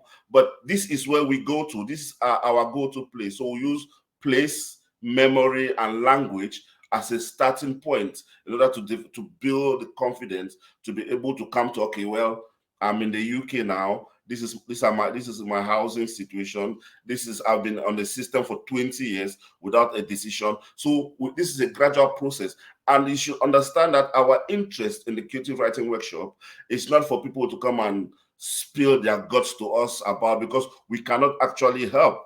You know, there are other organizations that can help. We are just there to help people express themselves. And what better way to do this than to go to those happy places, those happy memories? Because once you can start talking about those happy places and those happy memories, then you'll be able to gain this amount of confidence. So, for example, it took me 17 years to be able to write my own autobiography, to write about my memories of home. So I will not expect someone to come to our creative writing classes and start regurgitating everything. However, there have been exceptions to the rules where people tell us their experiences with the Home Office, thinking that we can help. We don't stifle this conversation.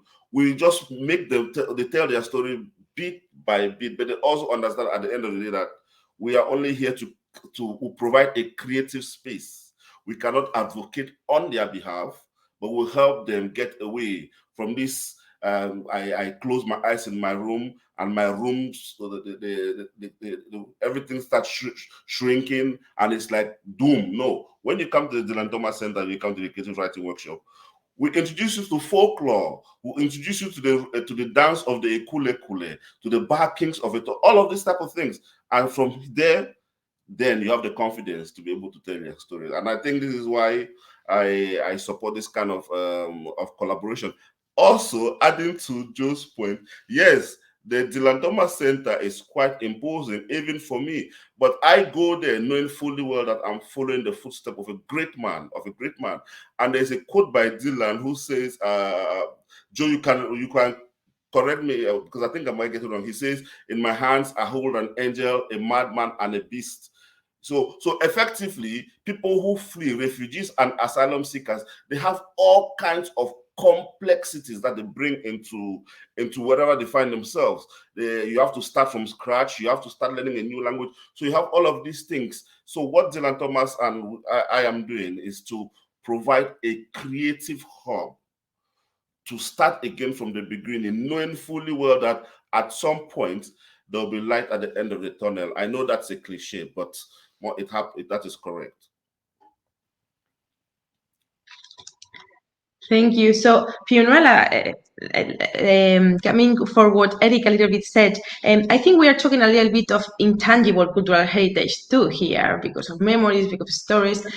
How Blue Shield is also dealing with these intangible memories or heritage or even rights, I guess, at some point. Yeah, and I'm going to, out myself as a lawyer here as well as chair of the Blue Shield, because the legislation that primarily Blue Shield is responsible for is the Hague Convention, and that is, protection of cultural heritage in conflict. Now, that does include protection of intangible cultural heritage, but that doesn't extend once people have left and they've left conflict countries, they've come as refugees or asylum seekers. Other state parties to these conventions, they're not responsible for protecting their cultural heritage under that piece of legislation when they arrive.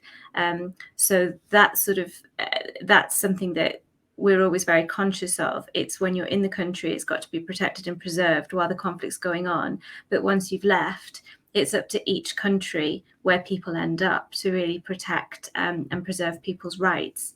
Now, that's when we start looking more at, intangible cultural heritage convention for those countries who have signed it. Now, that's an interesting one because I think usually it's used as promoting and protecting, national heritage or heritage of communities that are in the country. But it does say, intangible cultural heritage within the territory. Now, that could easily be when communities have come and they've made a new life there. They're starting from scratch. And it would extend to actually protecting the intangible cultural heritage of those people who've got traditions, they've got histories that would now be within the territory and practiced there. But I think what Eric was saying was really interesting because you have to know about it to be able to protect it. And so when people come to a new country from scratch, if somebody comes on with a clipboard and says, "What's your intangible heritage? I'm going to write it down." It's never going to happen. So I think it is all about, sort of understanding people, listening to their stories in a safe space and spending time to understand what the sort of practices and traditions are that they've brought with them and they need to be able to practice. And that all takes time, and it takes cultural understanding, and it takes breaking down barriers, language barriers, and really getting to sort of to build that trust.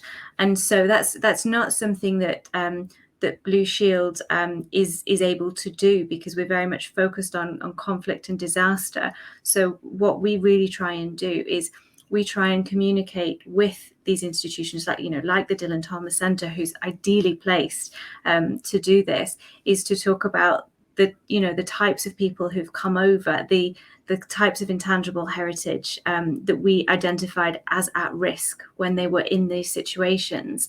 And then it's really handing that over to people who can get this out and can really work with communities as to how that can continue to be transmitted and practiced and celebrated in their new home. So it's really heartwarming to hear Eric talk about this in practice, because that's exactly what we hope happens. But our kind of responsibility does end when people have moved and they're in a safe place. So it's really nice to see that this does go on, and I think the collaboration between all the organisations who do so much is really important there. Very interesting, and I think this can be also summed up with human rights. I mean, all what we are talking about is human rights, really, and the right to tell a story and the right to choose a place to live. And I think human rights may be one of the things that are most important for a person, but also more easy to violate or to be violated, I guess, by other people. So, Joe, how do you see the people who comes to these workshops? Do you think they feel that these rights sometimes have been taken away from them? Yeah, anyone who's been forcibly displaced from their home and has had to leave a place that was their home has had something taken away from them, something I couldn't even begin to imagine. But I hope that the support people have here, and for anyone who doesn't necessarily have good English before they arrive, these workshops and the social contact they have will help improve their English, which will then hopefully help them navigate all the systems here, and to be able to work with the organisations here to stand up for their rights. And we're part of a larger network here. Swansea was the UK's second city of sanctuary. We've got a gallery of sanctuary, a museum of sanctuary here. We've got the Oxfam bookshop here is an organisation of sanctuary. So that with SAS, African Community Centre, other organisations here, I think we've got quite a strong network here to help people recognise their rights, to be able to speak up for their rights and be confident in doing so, and have that kind of support that they need to do so. And here people should have a right to culture, a right to, it's one of the things I bang on about with the school kids in Wales. Every school child should have the right to visit their local museum at least once a year on a school trip. Anyone who's in our community, we want them to feel that they're part of our culture here in Swansea, part of many cultures in Swansea, and that they are as entitled to access this as any local person. So, I think I'd like to think that we help people express themselves, to articulate themselves, and to be able to recognise and stand up for their rights here. Because I guess when we are talking about refugees, they are coming from different situations. I guess some of them are coming from wars, some from climate change, some from family issues. Like, what is, Eric, the most abundant people who goes of refugee types, let's say that way, who goes to these workshops? Are they usually coming from countries in war or because of climate change?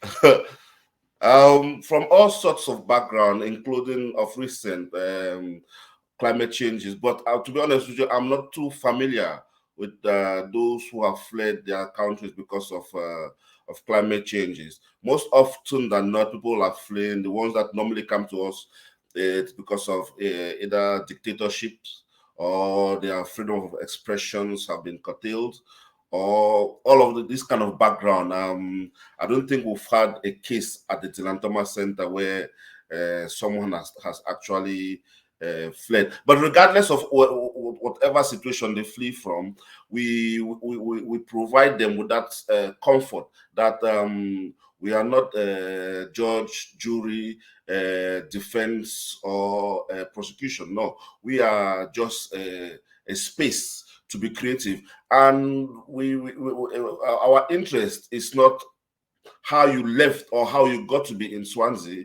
or how you got to be in this space.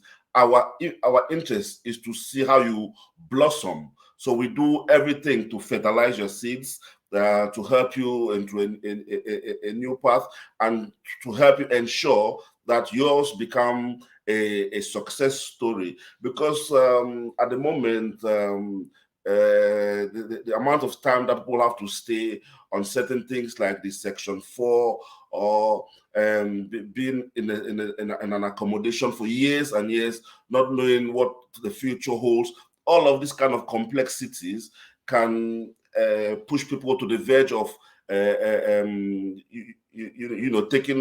taking your own life. We've had situations in Newport and in Swansea where people have been pushed to the verge of doing things because of the amount of time that the Home Office holds them in specific places. So wherever your situation, how you got to Swansea or to our creative space is not much of a concern for us. For us, we are interested in investing for you to blossom in a new community that you find yourself, and we'll do everything possible, regardless of the circumstances, how you left or fled your country in many cases. Because Joe, you chose, it was the mix with Eric appearance, I guess, to deal with these traumas through literature. But do you think other museums can export this experience, this program, to other arts like drama or music or painting?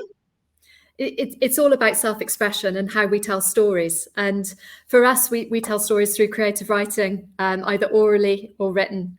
There are some other brilliant examples of drama being used in there are museums of sanctuary across the UK who use drama, theatre. But it's all about creating a space in which people can express themselves, can feel confident, can feel creative, can feel empowered by that.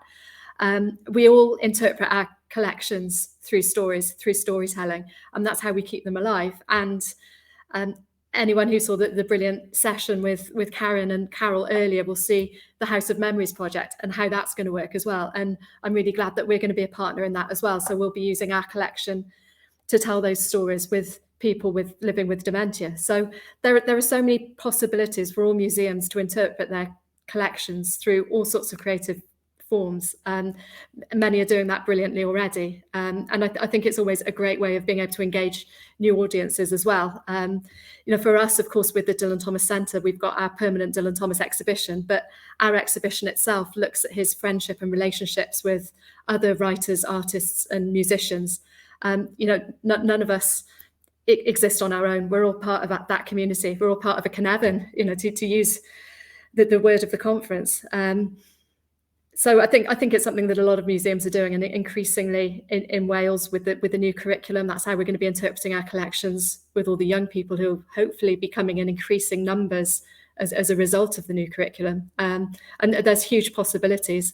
And I think it's also a great way of engaging with creative practitioners and bringing creative writers, bringing professional museums, dramatists and so on into museum spaces and having that really fertile cross-art form discussion. It's a brilliant way of interpreting everything we all have in our museums. So before going to the questions, I would like to, for the three of you, to have like a concluding remark, like something, recommendations for museums or for heritage practitioners, or points where we need to work on. So, Fiona? Thanks. Yeah, I think for museums, I think museums have had a really sort of huge role in recent years in responding to what's going on politically, and I think education amongst children is really important. For things like explaining objects from around the world in museums, particularly if children and people are coming and they're seeing objects from their country sitting in a museum, to kind of explain those in the context of the fact that actually they might have come from conflict situations that nobody is proud of. Everybody's very ashamed about a lot of these things that have happened, but open up the discussion to a younger generation. But also I think focusing on intangible cultural heritage is really important, and I think the museums are best placed to do that, and just to have really open communication and education, because it is a safe space. It's one of the sort of universal safe spaces. You always think a museum is open to everyone, so I think they're really uniquely placed to take on that role. So, Joe, do you think that you are going to do any programs also with children refugees, or at the moment it will be difficult? And also, which one is your recommendation? Well, we do a lot of family learning activities that are open to anyone who can get here. So refugee families, refugee children are welcome to come to any of the activities we have here. We've got some lovely Easter holiday workshops coming up in the next week or so. So those are open to anyone. But obviously we recognise that sometimes there are some communities that need more support in coming here, who need more confidence. And that's what we're trying to do through Eric's programme. Through the people who come to Eric's workshop, they then feel empowered and confident enough to come back with their own families in their own time. So I think it's really important that we have that crossover, that it's not just that the participants at Eric's workshop know that they're welcome to come to anything else that we're putting on here, or in any of our other cultural venues here in Swansea. In terms of closing or sort of any pointers for people, I mean, I think, yeah, really, it's about the education, as Finola was saying. It's about talking and listening, just spending a lot of time listening to what people want, to what people need. How can we make it easier for people to come to us? And then how can we position ourselves in different areas as well. We're a local authority funded museum. We're run by Swansea Council, which is brilliant, and it also gives us the opportunity to try and work with the education department, with the health and social care sector. So although our department is cultural services, our remit is far broader than that. So I think it's important for all museums to just to try and show their usefulness as well in a time when we know that there are going to be further financial difficult times ahead. So, Eric, I'm going next to you for that recommendations, but I would like to ask you something first. I know that you are a writer with lots of publications and you're a poet.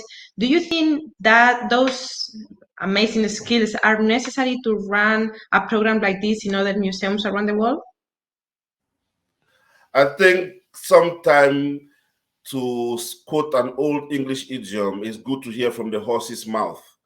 Because I understand trauma and the meaning of trauma. And it took me more than 16 years to be able to articulate myself to the extent of writing an autobiography. So this thing, the creative writing came to me because of those that I met. So I was opportune to meet the great Welsh writer called Graham Davies, who introduced me to his poem Rough Guide, which in this poem he speaks about place. And I've been opportune to meet other wonderful writers who have taken me under their wings. But all of these things are what you need to settle into a new home. However, the most important thing for someone who comes new into another place is those first people that you meet. So if you meet hostility, then the chances are you recoil and you forever stay in that position until, because some people actually never arrive. Some people keep departing. So a combination of all of these factors work. Just for me to conclude, I would like to say that for someone to cross seas, climb mountains, to come to a place like Abotawe to start a new life, it means they have picked several memories, and some of them, these memories can be problematic. So it should be, I'll offer caution if you're going to call someone, for example, to say, Madame Valodia, can you come and stand on this stage and tell us how you fled from Ukraine to Swansea, for example, or someone from Moldova, or someone from Syria, because there are memories and there are things that trigger dark memories. And when a trauma is occurring, it is a very solitary moment. So you come up with other kind of mechanism to cope with this trauma, and to be dragged on the stage and asked, excuse me, mate, can you come and tell us how you got to be here? Without all of these cautions, psychiatrists in place can be problematic, and some people never recover from it. So I think we need to strike a balance if we want to allow people to tell their stories, giving them a platform. We should also have these little devices in place to safeguard them. Thank you very much. I think we're going to answer some questions now. Thank you very much for your participation. But I think there is a question for Fiona from Maria, who says, who can individuals as opposed to organizations with heritage skills become involved with Blue Shield UK? Yeah, it's a question we get asked quite regularly, and I will say that it's not always the same answer. I mean, I think sometimes we have a desperate need with people with specific knowledge, particularly when there's natural disaster or conflict, and we don't have a network, or we don't have specific knowledge about heritage sites or intangible heritage practices in a particular place, and we have to respond incredibly quickly. So I would say to anyone that's got knowledge in an area where there's natural disaster, or there's risk of natural disaster or conflict, to get in touch and specifically let us know that they've got this sort of this expertise. Because even if it's not something that we're working on straight away, it's really important that we know who to reach out to, because in those first few days it's critical. So building that network of knowledge is really important. But on the other side, it's really about sort of coming to us and helping us build networks between heritage organisations, military, government, and the public. So raising awareness of Blue Shield and what we do is really important. At the moment, we're focusing an awful lot on things like illicit trafficking, the impact of climate change to cultural heritage and sustainability. And for the UK committee, because each committee responds differently depending on what the issues are in that country. On the UK side, we're really looking at lobbying for protection of cultural heritage, increased sort of promotion of intangible cultural heritage and the arts and culture. We are very concerned about our museums as well. So those types of issues, if people have got skills and knowledge in that area, that's something on the UK side we're really looking for. So we've got the website, and there's a sort of info@Blue Shield account that you can get in touch. But what I would say is we get quite a few inquiries. So if you can really sort of, stress how you can help us and the knowledge you have, we'd be very, very grateful to see that. Thank you very much for that. And last question, very quick. It could be brilliant to see more museums following the example of Dylan Thomas Center and positioning intangible heritage elements alongside tangible exhibition. Is this the bright future of museum practice? Is a question from Laura. Yes. I think that would be brilliant. I think we all do that anyway to a large extent. And I think the more programs people can set up looking at this across their museums, as far as funding allows, that would be amazing. Okay, so thank you very much. Thank you for this stimulating conversation. Thank you very much for being here with me. And well, over to Alfredo.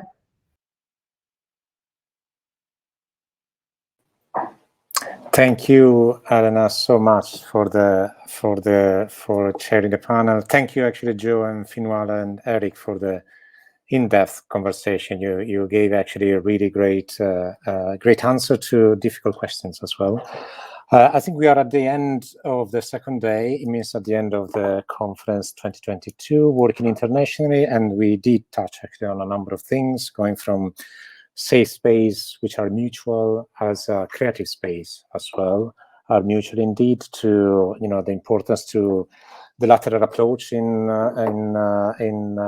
developing career in the museum and cultural sector. Look lateral as well as look forward, and to the idea of the first session, actually, Carol and Karin was mentioning about how important it is to actually working flexibly in terms of the museum. That there must be some way of finding a certain elasticity actually within the institution. Anyway, this is just a few points that I noted down, but I would like to invite on the stage my colleague, Christian Bars, from the National Museum of Liverpool and the ICOM UK co-chair, Catherine Simpson from the National Museum Directors Council, and Ness Thomas from the Welsh Museum Federation, to kind of wrap up and close this conference. Please come along. Thank you very much for being with us today.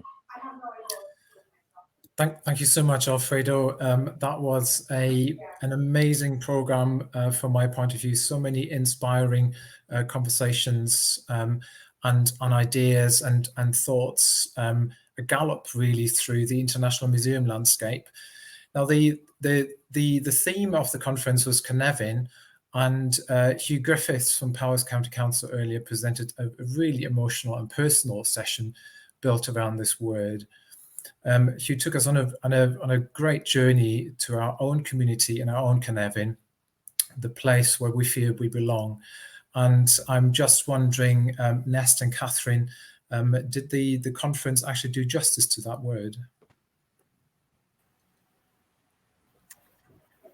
Hello, yes, I was very pleased with Hugh's presentation. I knew it was going to be a very good one. And he could, I think, provide that emotional connection, explaining, some words don't translate that easily. And you have to get to the source of the emotion. And he did that wonderfully. And it was intentional that we chose that name for this conference. It is relevant to everybody throughout the world. It doesn't translate directly as a sense of place, but it's that understanding of where you're from. And it also links very well with the new curriculum that's developing in Wales. Again, another trailblazing thing that's happening in Wales. Teachers have created this new curriculum, and at its core will be Cynefin. And I hope people throughout the world will have learned a few Welsh words during this conference. And as well, the power of words. I think that's a theme that's I found coming through most of the sessions. Catherine, I don't know if you want to have any comments. Absolutely, thank you. Yeah, and the meaning of the word really seemed to resonate through so many of the sessions. Language, memory. I feel that's been a real focus of today, is the way that museums are these places that can help protect, restore, even support memory. The way that we understand the places where we live, and really help people get through some of the issues that they're tackling in their lives and society. I think also that's just been a thread through the whole of yesterday as well, all the way through to today. So I'm really pleased that everything tied together so well. Yeah, I feel another thread through the conference to me was the importance of integrated thinking and on holistic approaches, which are all grounded in the work of museums.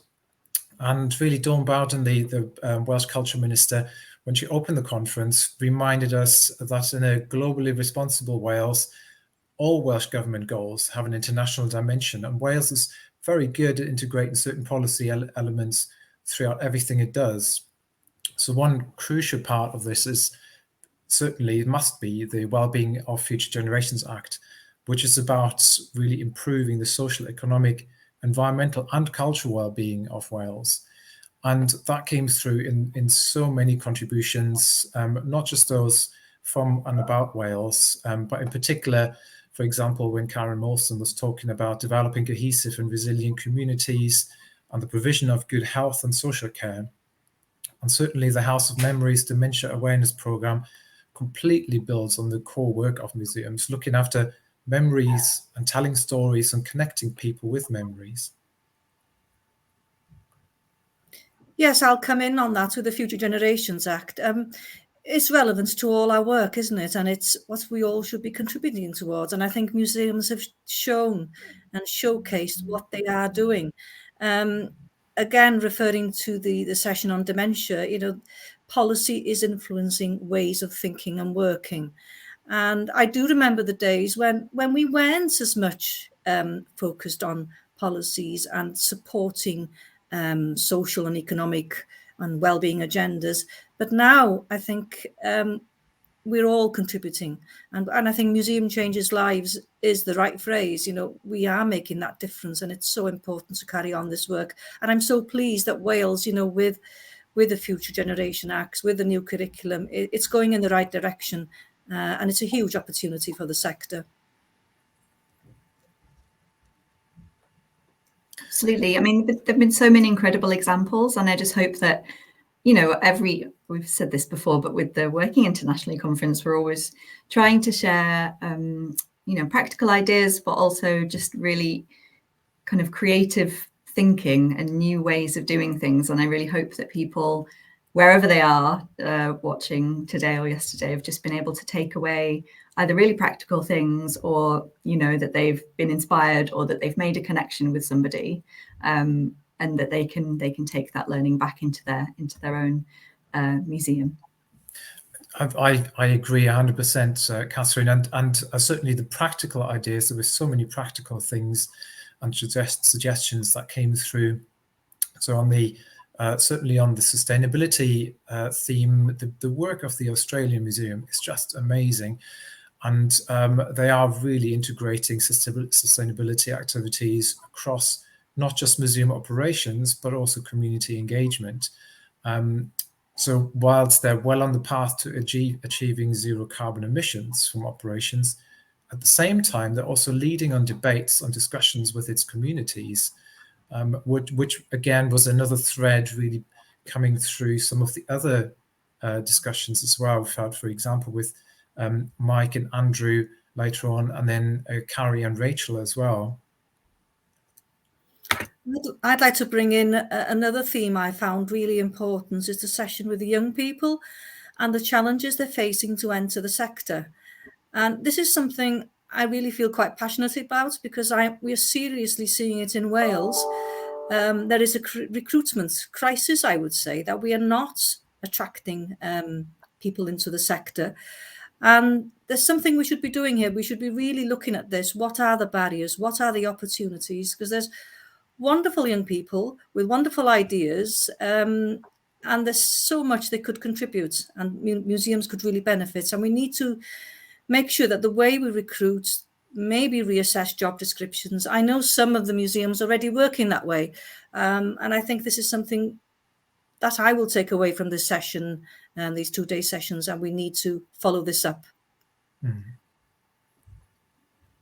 Yeah, and there was a really important point in that session, just about about voices, about who, which is another thread which is kind of followed through throughout the conference, is listening, and listening to a broader range of people from lots of different places. And I think that really struck me, actually, just the hearing those new voices and the new ideas that people have is really important.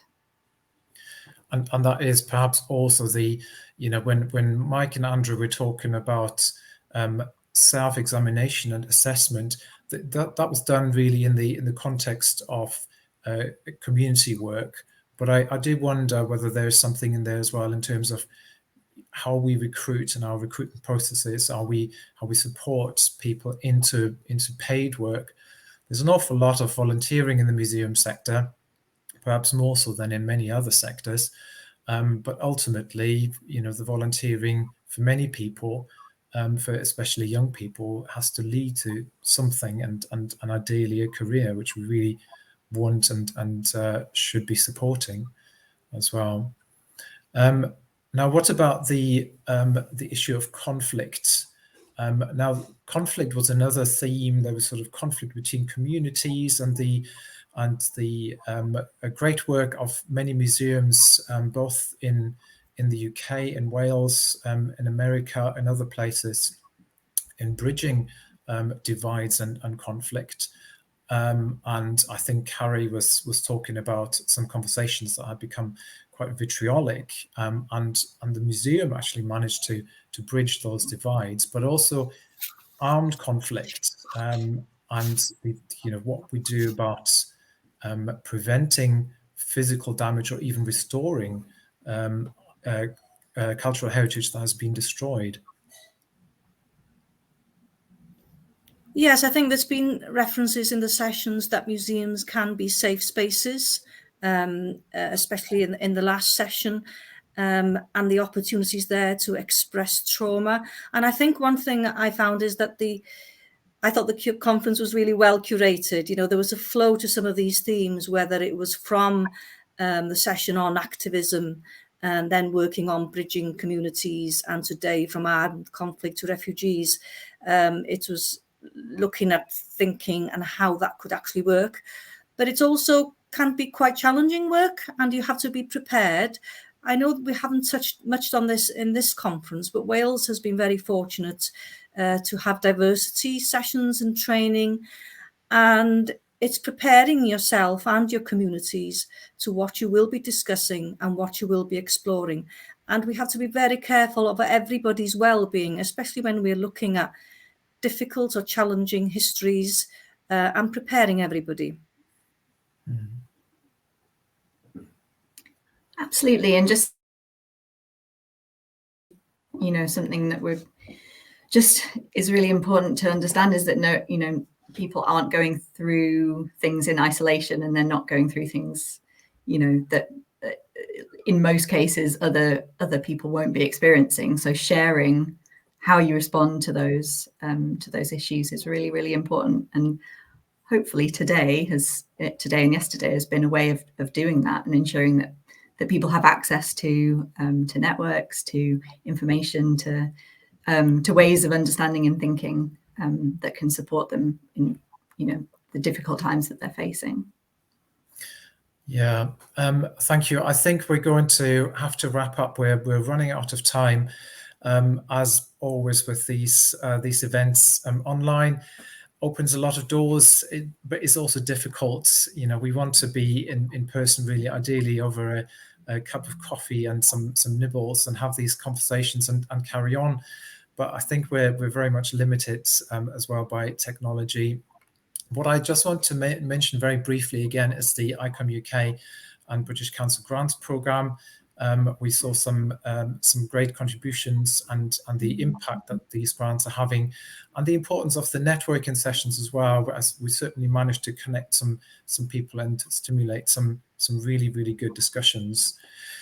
So what remains for me to do is to just close the conference by thanking all those numerous people who've been instrumental in making this event happen.